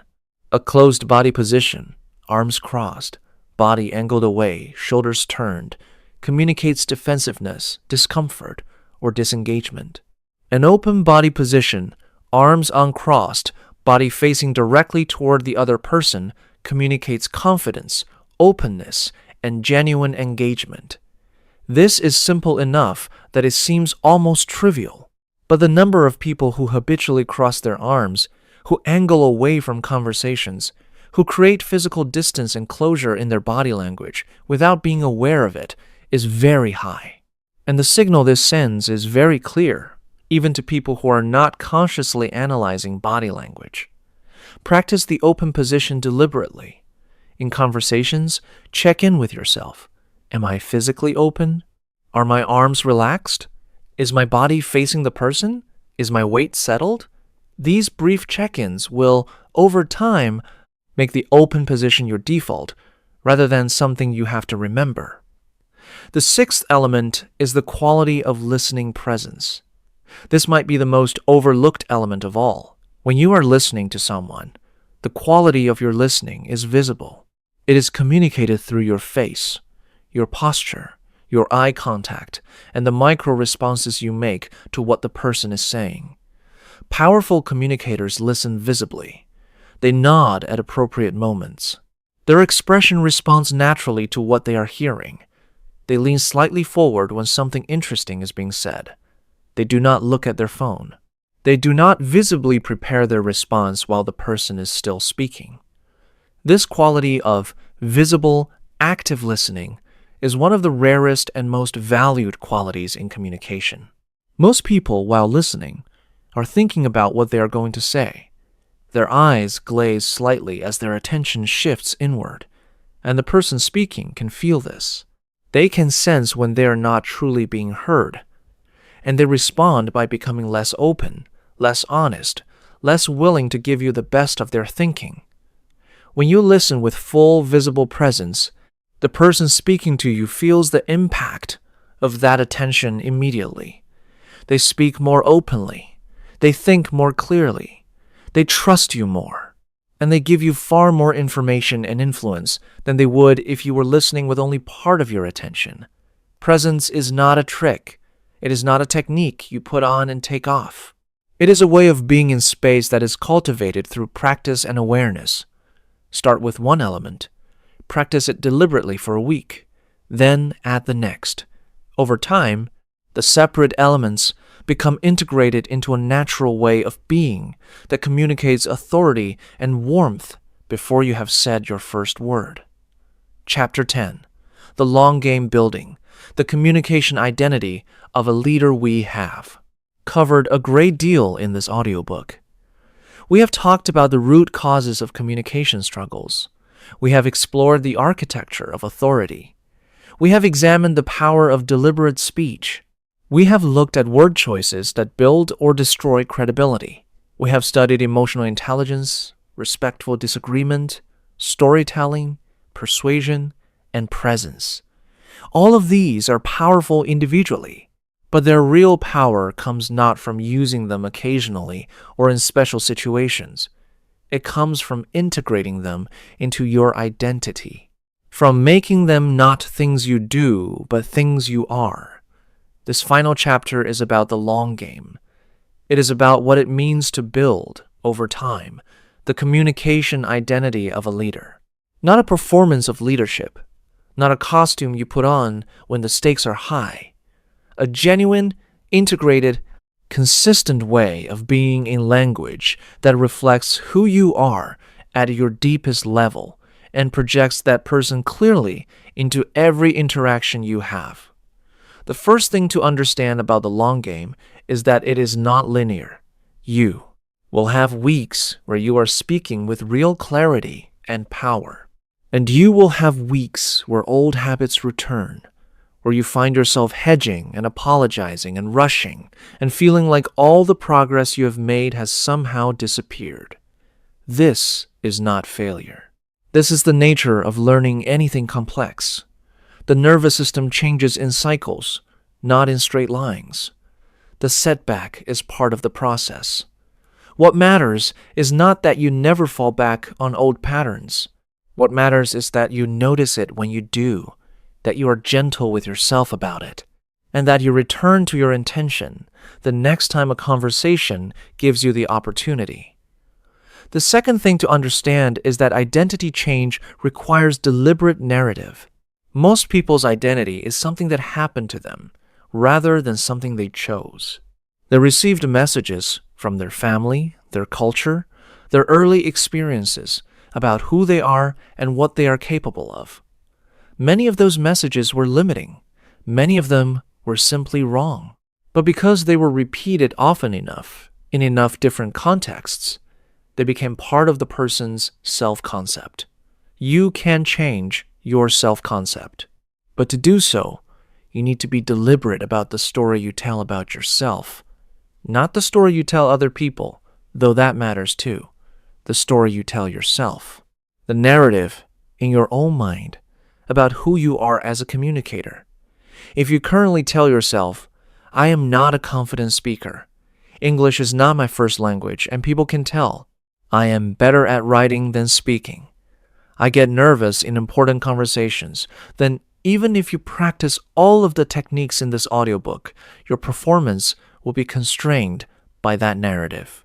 Because your behavior tends to confirm your beliefs about yourself, you will unconsciously find ways to prove the story true. The alternative is to begin, deliberately and consciously, to tell a different story. I am developing into a clear and powerful communicator. I'm learning to speak with authority in any language. My unique perspective and experience make my communication more valuable, not less. I am becoming someone whose words move people. This story may not feel true right now. That is fine. It does not need to feel true to be useful. It needs to be the direction you are moving in. And when you repeat it consistently, when you let it guide your choices in conversations, when you allow it to influence how you prepare and how you show up, it begins to become true. The third principle of the long game is deliberate stretch. Growth requires discomfort. This is not a motivational cliché. It is a neurological fact. The brain changes when it is challenged. When you operate within your comfort zone, when you only speak in situations where you already feel confident, the neural pathways associated with your current level of communication skill stay exactly as they are. There is no signal for the brain to build new capacity. You grow by taking on communication challenges that are slightly beyond your current comfort level, not wildly beyond, not in a way that produces paralyzing anxiety, but consistently, gently, and deliberately beyond. Speak in situations where you have avoided speaking before. Volunteer to present when you would normally stay quiet. Introduce yourself to new people instead of waiting to be introduced. Ask a question in a meeting where you would normally hold back. Share a perspective in a conversation where you would normally agree with what was already said. Each of these small acts of deliberate stretch is a signal to your nervous system that you can handle more than you have been. Handling. And over time, the nervous system responds by becoming more comfortable with more. The fourth principle is the practice of reflection. After significant conversations, meetings, or presentations, take 5 minutes to reflect on what happened. Not to criticize yourself for what went wrong, to notice, specifically and honestly, what you did well and what you would do differently next time. What worked? Where did you speak with clarity and authority? Where did you notice old patterns arising? What would you do differently if you had the same conversation again? What did you learn about the specific people you were communicating with? This reflection practice is what transforms experience into genuine learning. Without reflection, experience is just repetition. With reflection, every conversation becomes a training session, a data point in the ongoing project of becoming the communicator you want to be. The fifth principle is community. The development of communication skills happens fastest in community with other people who share the same intention. Whether that is a formal setting like a speaking club or a more informal arrangement with a colleague or a friend who is also working on their communication, the presence of other people who are deliberately practicing is enormously supportive. In community, you have the opportunity to practice in a safe environment before taking new approaches into higher stakes situations. You have the opportunity to receive feedback from people who are paying close attention. And you have the motivating experience of watching other people make progress, which makes your own progress feel more possible and more real. The sixth and final principle of the long game is the cultivation of genuine things to say. All of the techniques and skills in this audiobook are most powerful when they are in service of authentic ideas, real perspectives, genuine values. A person with great technique and nothing real to say is a performance without content. A person with genuine ideas and developing technique is infinitely more interesting, more trustworthy, and ultimately more influential. The cultivation of genuine things to say means living a reflective life, reading widely, paying deep attention to your experience, forming real opinions about things that matter to you, being willing to disagree with conventional wisdom when your own experience or reasoning gives you reason to, being curious about ideas that challenge your existing beliefs rather than retreating from them. The most powerful communicators in the world are powerful not just because of how they speak, but because of the depth and richness of what they have to say. They have thought carefully about life and work and people and possibility. They have developed a genuine perspective. And when they speak, that perspective comes through in every sentence, giving their communication a quality of authentic substance that technique alone can never provide. So let me close this audiobook with a question that I want you to sit with. What do you genuinely believe about your work, about people, about the world, about what is possible, about what matters most, about what you have learned through your own experience that not everyone knows? The answers to these questions are the foundation of your communication identity. They are the source material from which all of the techniques and skills in this audiobook draw their power. When you know what you genuinely believe, and you're developing the skills to express it with clarity and authority and warmth, something remarkable begins to happen. People do not just hear you, they feel you, they remember you, they are changed by the conversation, they want to hear from you again. That is what it means to think like a leader, to speak with authority, and to influence anyone. And that is what you are becoming. Every conversation from this point forward is practice. Every sentence you speak is an opportunity. Every interaction is a chance to show up a little more fully as the communicator you are in the process of becoming. The way you speak is changing. The way you think is changing. And through both of those things, the life that is available to you is changing. This is the speaking reset, and it starts right now. Let me leave you with one final thought that I hope you will carry with you long after this audiobook has ended. Language is not just a tool for getting things done. Language is the medium through which you create your experience of the world. The words you use to describe your situation shape how you feel about it. The words you use to describe yourself shape who you become. The words you use with other people shape the quality of the relationships you build and the depth of the influence you have. When you commit to developing your communication, you are not just improving a professional skill. You are taking responsibility for the quality of your inner life, the quality of your relationships, and the quality of the contribution you make to every person and every context you encounter. This is serious work. It is some of the most serious and most rewarding work a person can undertake, because language, in the end, is not separate from life. Language is how life happens between people. Use it with care. Use it with courage. Use it with the full weight of who you are and who you are becoming. The world is waiting for your voice. Bonus Chapter 1. The Inner Voice, How Your Self-Talk is Shaping Your English. Before we go deeper into the external techniques of speaking, there is something invisible that we must address. Something that no amount of vocabulary study or grammar practice can fix on its own. That something is the voice inside your head, the running commentary that never stops, the narrator of your inner experience who is, right now, listening to these words and forming opinions about them. That voice, your self-talk, is either your greatest ally in the development of powerful communication or your most persistent enemy. And for most people, it is much more enemy than ally. Here is what the inner enemy sounds like. It sounds like this. I cannot say this perfectly, so I should probably not say it at all. It sounds like my accent is too strong and people will judge me. It sounds like I do not have the right words for this. It sounds like, what if I make a grammatical mistake in front of everyone? It sounds like smart people will see right through me. It sounds like I am not the kind of person who speaks up in meetings. Every one of these thoughts is a small, invisible act of self-sabotage. Every one of them costs you something real. Because what happens when you think these thoughts is not that you become more careful or more accurate.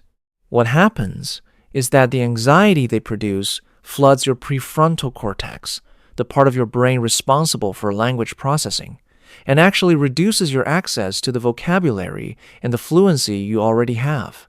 Your self-talk, when it is fearful and self-critical, literally makes you worse at speaking, not figuratively, literally. This is what neuroscience tells us about performance under social threat. So what do you do about it? The first step is to stop trying to silence the inner critic entirely. This does not work. Trying to stop thinking a thought is like trying not to think of a pink elephant. The moment you try to suppress a thought, it becomes stronger and more intrusive. Instead of silencing the inner critic, you need to change your relationship with it. The technique I recommend is what psychologists call diffusion. Diffusion means creating a distance between yourself and your thoughts, so that instead of being inside the thought and fully identified with it, you are observing it from a slight distance. Instead of thinking, I cannot do this, you recognize, I am having the thought that I cannot do this. Instead of thinking, my English is terrible, you observe, my mind is generating the story that my English is terrible. This slight shift in how you relate to the thought changes everything about its power over you. The thought is still there, but it is no longer you. It is just a thought, a story your mind is telling. And stories can be examined, questioned, and ultimately replaced with better stories. The better story for communication sounds like this. I am a capable human being who is developing new skills. Every time I speak, even imperfectly, I am making progress. The discomfort I feel is the feeling of growth, not the feeling of failure. My value as a communicator is not determined by any single conversation. It is built over time through consistent effort and consistent courage. This story is not just more pleasant, it is more accurate. Because the history of every skilled communicator on earth is a history of imperfect conversations, of stumbles and corrections, of gradual improvement through repeated practice. Nobody arrived at fluency and authority in a single moment. It was built imperfectly and consistently over time. The second step is to develop what I call a pre-conversation anchor. This is a brief internal ritual that you perform in the seconds before any important communication, whether it is a meeting, a presentation, a phone call, or even a social interaction that feels high stakes. The anchor has 3 parts. First, you take one slow, deliberate breath, in through the nose, pause for 2 counts, out slowly through the mouth.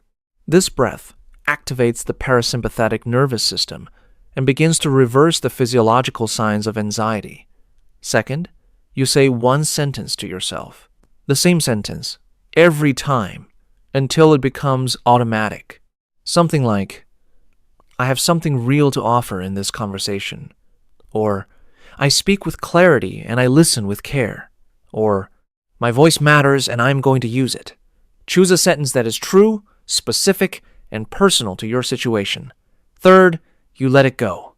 You do not try to sustain the affirmation through the conversation. You simply plant the seed and then trust it to do its work in the background while you focus entirely on the person you're about to communicate with. This 3-part anchor, practiced consistently, changes the physiological and psychological state you enter conversations in. And because the state you enter a conversation in influences everything about how you communicate, the seemingly small practice produces surprisingly large results. The third step is to develop a new metric for conversational success. Most people measure the success of a conversation by a single question. Did I say everything perfectly? And by this metric, almost every conversation is a failure, because almost no conversation is perfect. The alternative is to measure success by a different question. Did I show up and participate? Did I say something honest? Did I listen with genuine attention? Did I contribute at least one idea? These are metrics that almost every conversation can succeed on, even imperfect ones. And when you consistently meet your own metric for success, the self-confidence that comes from consistent success is real. It cannot be taken away by an imperfect sentence or an awkward pause. Your inner voice is the foundation of your outer voice. Build it deliberately, and the rest will follow. Bonus Chapter 2, Reading the Room, How to Adapt Your Language to Any Audience. There is a profound difference between speaking well in the abstract and speaking well in context. You can master every technique in this audiobook and still miss the mark completely if you do not understand how to read the specific audience in front of you and adapt your communication to meet them where they are. The ability to read a room is not a mysterious gift that some people are born with. It is a learnable skill, built from the cultivation of specific habits of observation and the willingness to adjust your approach in real time based on what you see and feel in the people around you. The first thing to understand is that every audience has what communication researchers call a listening mode. A listening mode is the particular way a group or individual is ready to receive information in a given moment. The three most common listening modes are the analytical mode, the emotional mode, and the practical mode. A person in analytical mode wants data. They want logic. They want precision. They want to understand the mechanism behind the claim. When you speak to an analytical listener with primarily emotional language, they become impatient. They feel that you are being vague. They want you to get to the evidence. A person in emotional mode wants to feel understood before they can process information. They want acknowledgement of the human stakes before they can engage with the logical stakes.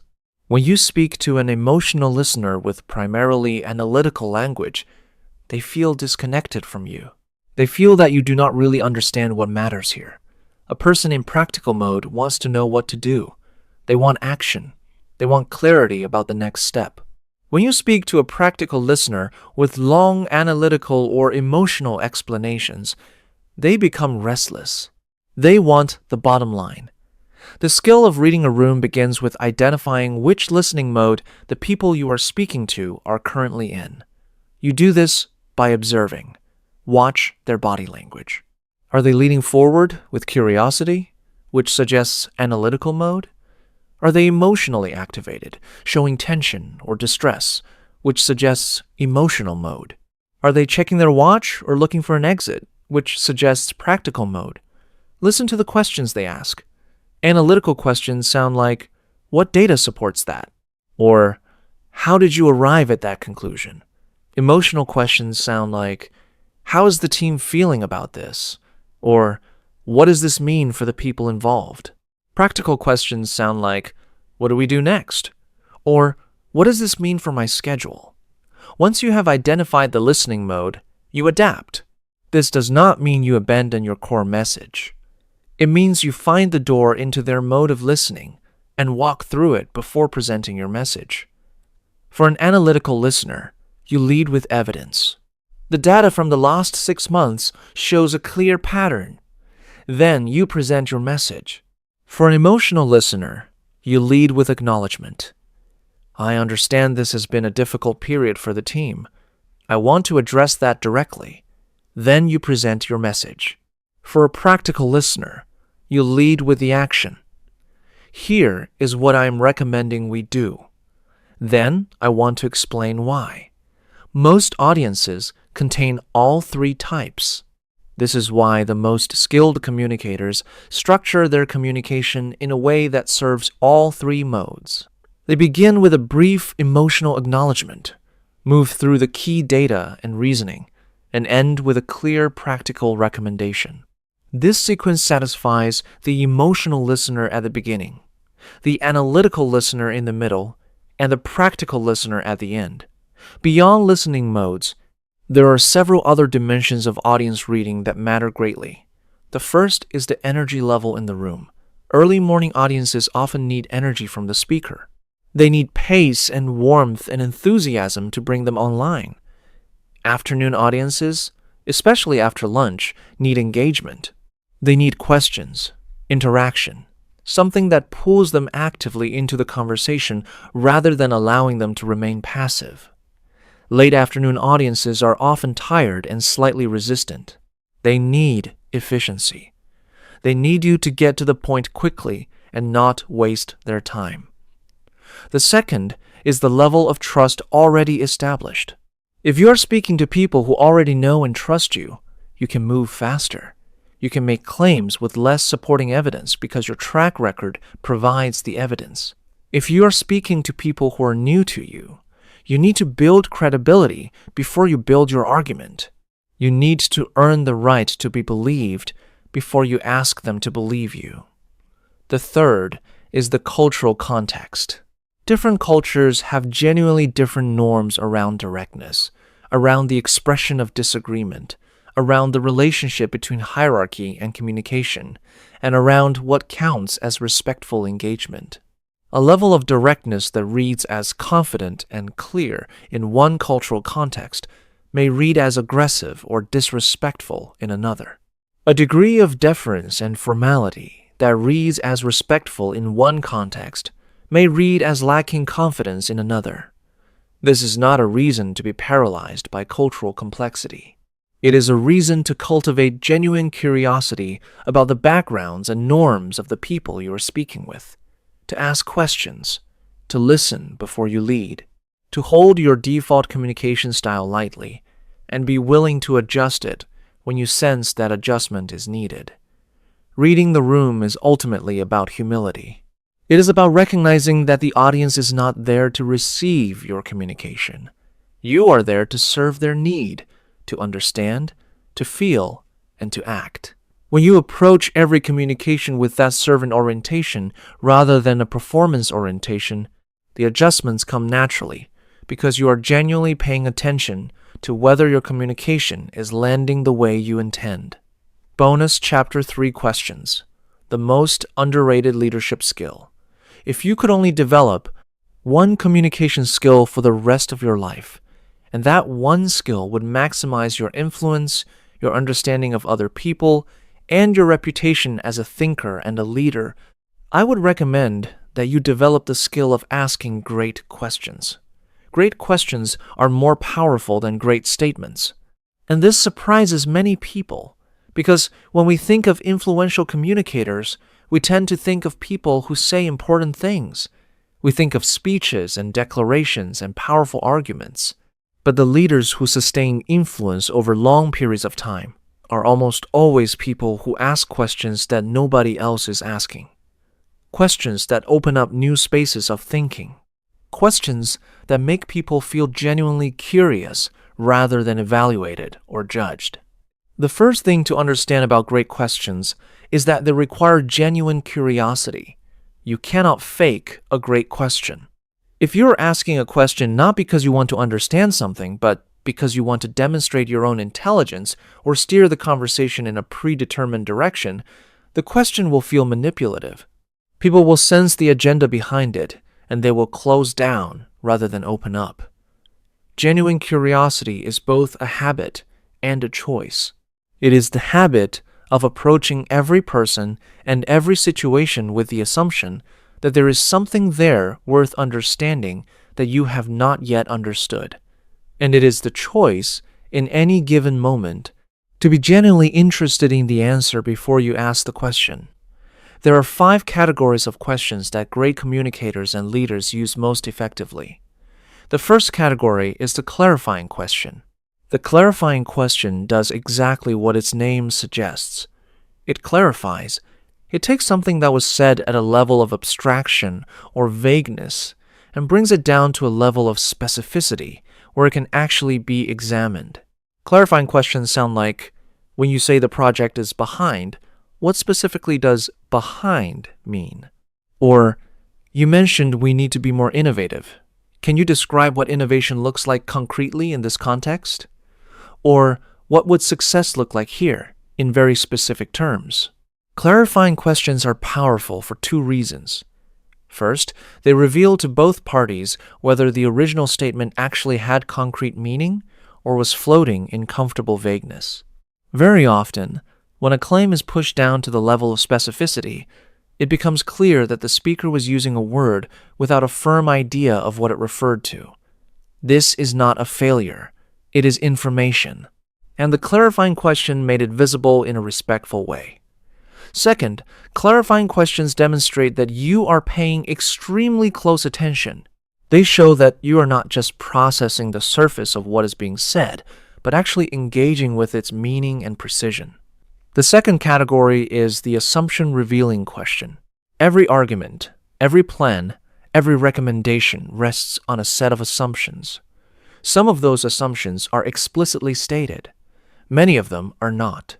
And the assumptions that are not stated are often the most important ones, because they are the ones that the speaker may not even be aware of making. Assumption-revealing questions sound like, This approach seems to rest on the idea that customers will be willing to pay a higher price. Is that assumption correct? Or, I want to make sure I understand the thinking here. Are we assuming that the timeline is fixed, or is that something we could adjust? Or, what would have to be true for this plan to fail? What assumptions is it making that might not hold?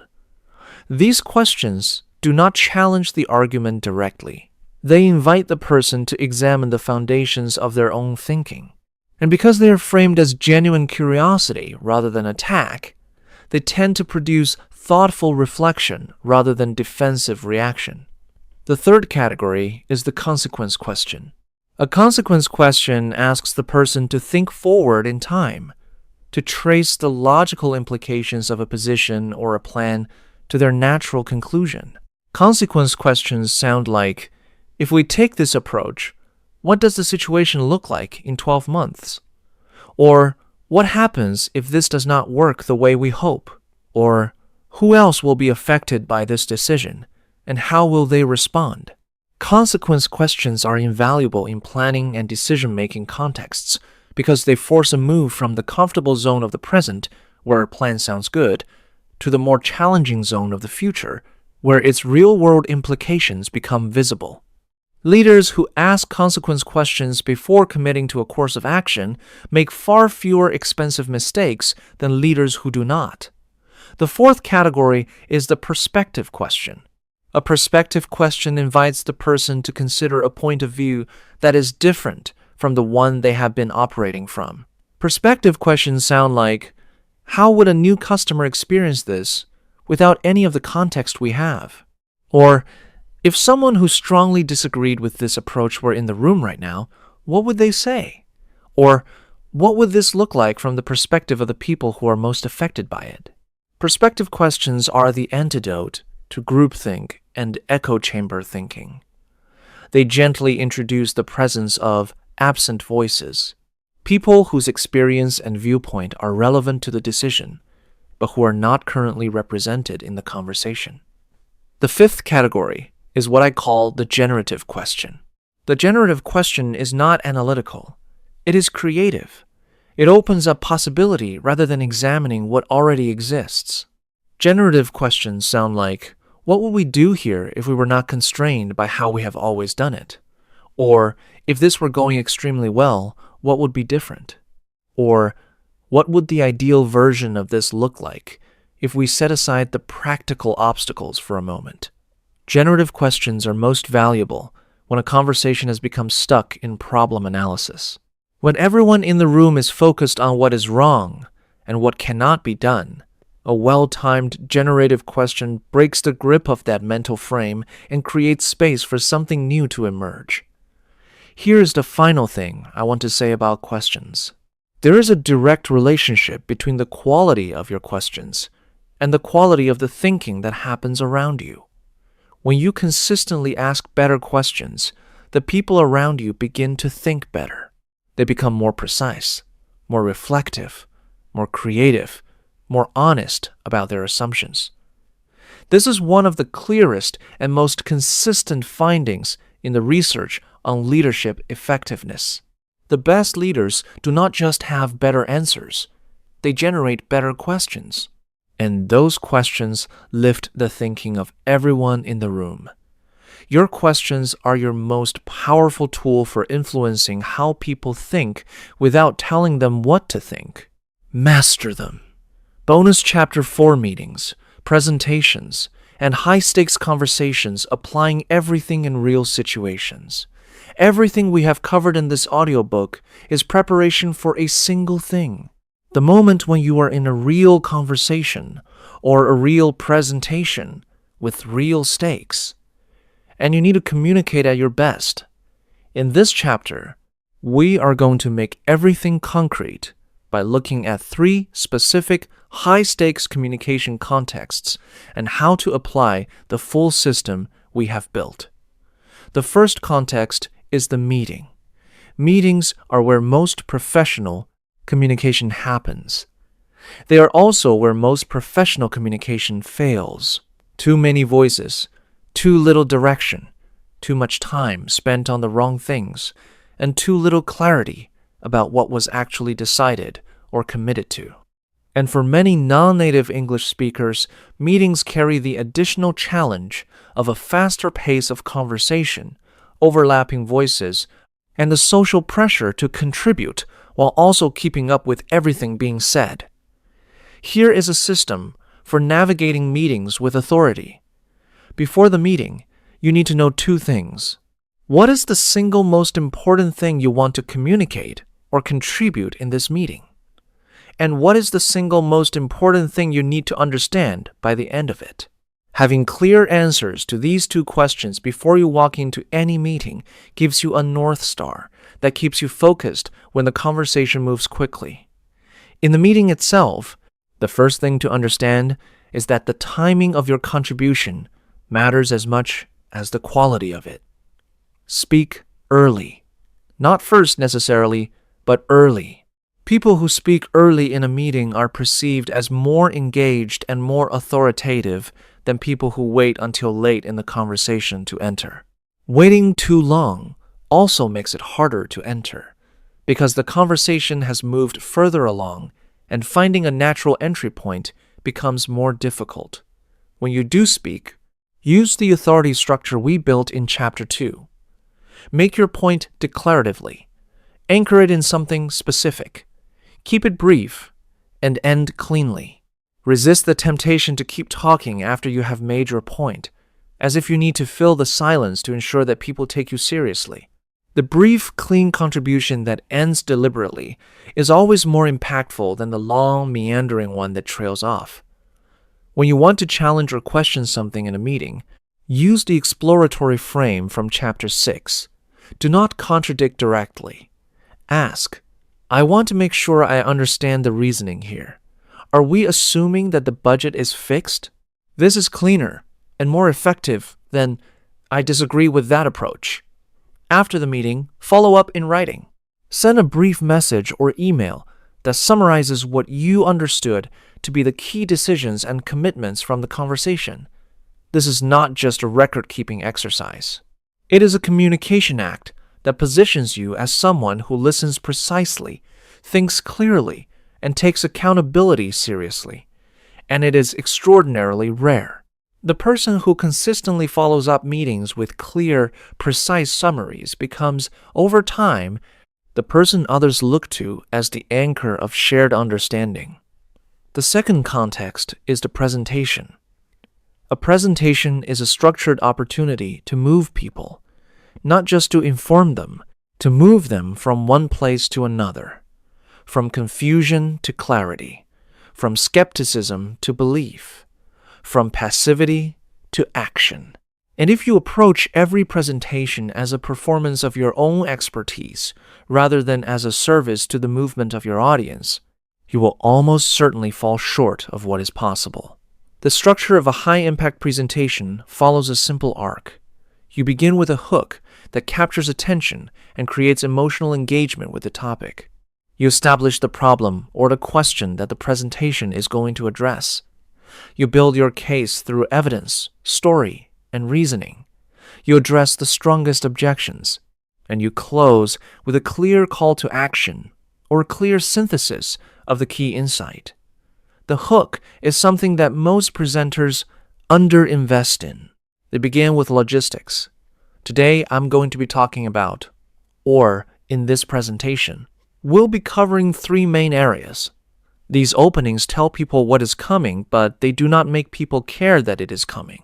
A strong hook creates an immediate emotional or intellectual engagement with the topic before the structure of the presentation is even introduced. Strong hooks include unexpected statistics that contradict conventional wisdom. They include brief, vivid stories that make the problem concrete and personal. They include provocative questions that the audience genuinely does not know the answer to. They include bold, counterintuitive claims that make the audience want to understand how the speaker is going to justify them. Your opening 30 seconds as a presenter determines whether the audience is with you or just physically present in the room. Invest enormous attention in those 30 seconds. The close is equally important and equally underinvested. Most presenters end with a summary slide and a question and answer period. But the most powerful close is not a summary. It is a vision. In the final moments of your presentation, help the audience see clearly what becomes possible if they take the action you are recommending or adopt the perspective you are offering. Let them feel the future you are pointing toward, and then make your ask or state your conclusion with clarity and brevity, and then stop. The person who ends their presentation cleanly at a moment of highest emotional impact is far more memorable than the person who continues past that moment until the energy dissipates. The third context is the high-stakes one-on-one conversation.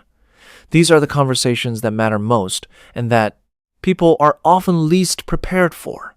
The performance review conversation with your manager, the negotiation with a client or a vendor, the difficult conversation with a colleague or a team member, the conversation with a senior leader who holds real power over your future.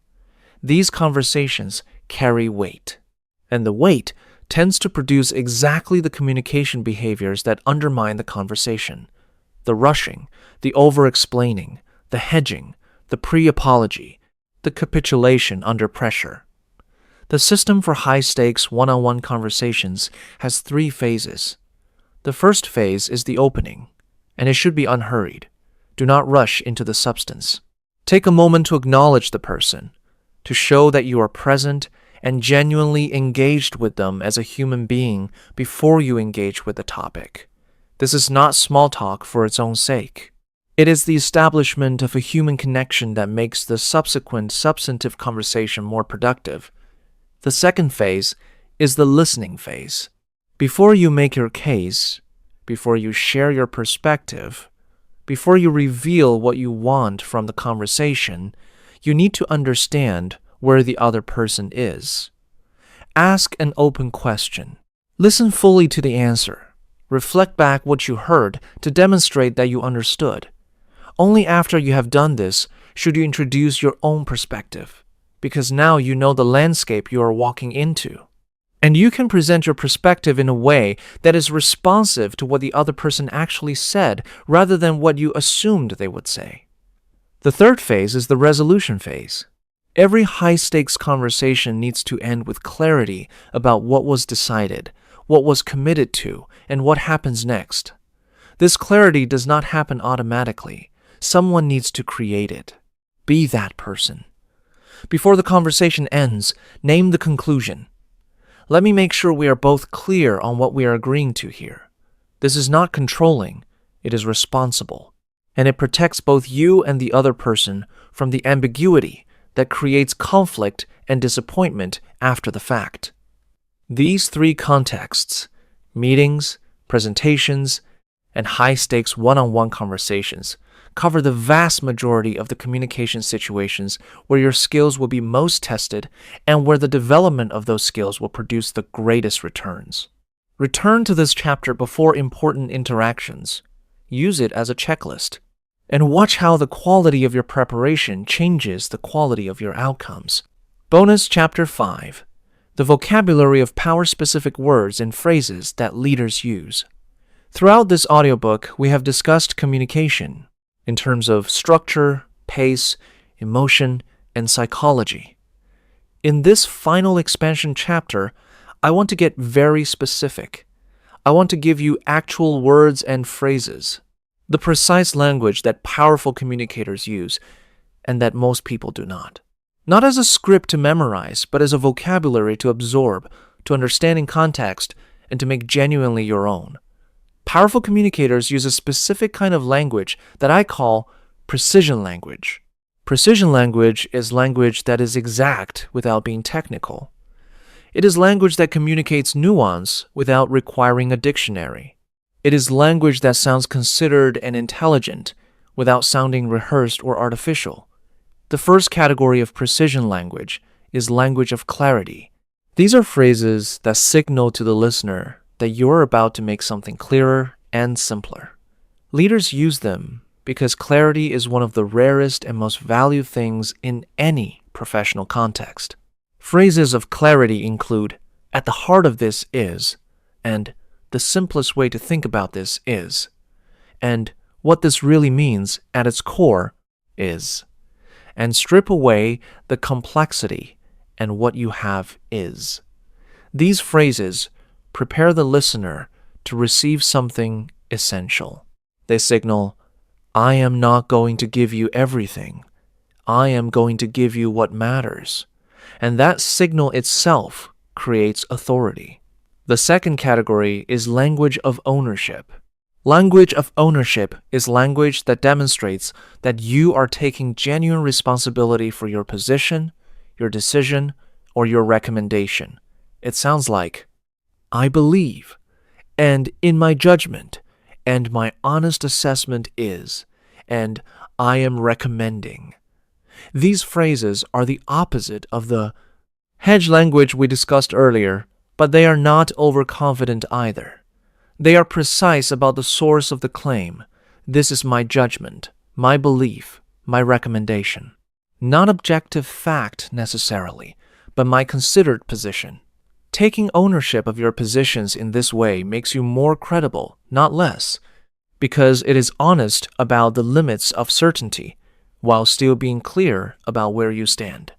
The third category is language of connection. Language of connection creates a sense of shared purpose or shared experience between you and the listener. It sounds like, "What we are both trying to achieve here is," and "the thing that matters most to both of us in this situation is," and "I think we actually want the same thing," and "we have been here before, and what worked was." These phrases build alliance. They reduce the adversarial quality that can creep into professional conversations and replace it with a sense of partnership. The fourth category is language of future orientation. Leaders spend more time talking about the future than most people do, and they do it in a specific way. They describe the future with vividness and specificity, as if they can already see it. Future-oriented language sounds like, "What I see as possible here is," and "the opportunity in front of us is," and "if we get this right, what opens up is," and "the version of this situation that we are capable of creating looks like." This language does not just describe the future, it begins to construct it in the listener's imagination. And once a person can see a future in their imagination, they are much more motivated to help create it. The fifth category is language of learning. Powerful communicators are not afraid to express that they are still learning. In fact, the explicit acknowledgement of learning is one of the most powerful signals of intellectual security there is. It says, "I am confident enough in my competence that I do not need to pretend I know everything." Language of learning sounds like, "I am still working through this, but here is where my thinking is so far, and I have changed my mind on this over the last year, and here is why. And I was wrong about this, and I want to acknowledge that directly." These phrases do not undermine authority. They deepen it, because the person who can acknowledge the limits of their knowledge and the evolution of their thinking is far more trustworthy than the person who claims to have always known everything. The sixth category is language of elevation. Language of elevation is language that lifts the conversation from the immediate and practical to the meaningful and significant. It is language that asks, "What does this really mean? What matters here beyond the surface issue?" Leaders use this language to help people see the larger significance of what they are working on. It sounds like, "What this is really about is," and "beyond the immediate decision, what is at stake here is," and "the deeper question we are facing is," and "this matters for reasons that go beyond this particular situation." When you use language of elevation, you shift the emotional temperature of a conversation. People feel that they are working on something worth taking seriously, and that feeling produces better thinking, greater engagement, and more committed action. There is one final thing to say about the vocabulary of power. It is not the words themselves that make the difference. It is the thinking that produces the words. When you are genuinely trying to clarify, the language of clarity emerges naturally. When you are genuinely taking ownership of your position, the language of ownership flows without effort. When you are genuinely oriented toward the future, the language of future orientation comes easily. The words are the fruit. The thinking is the tree. Develop the thinking, and the right words will be there when you need them. This completes the expanded edition of this audiobook.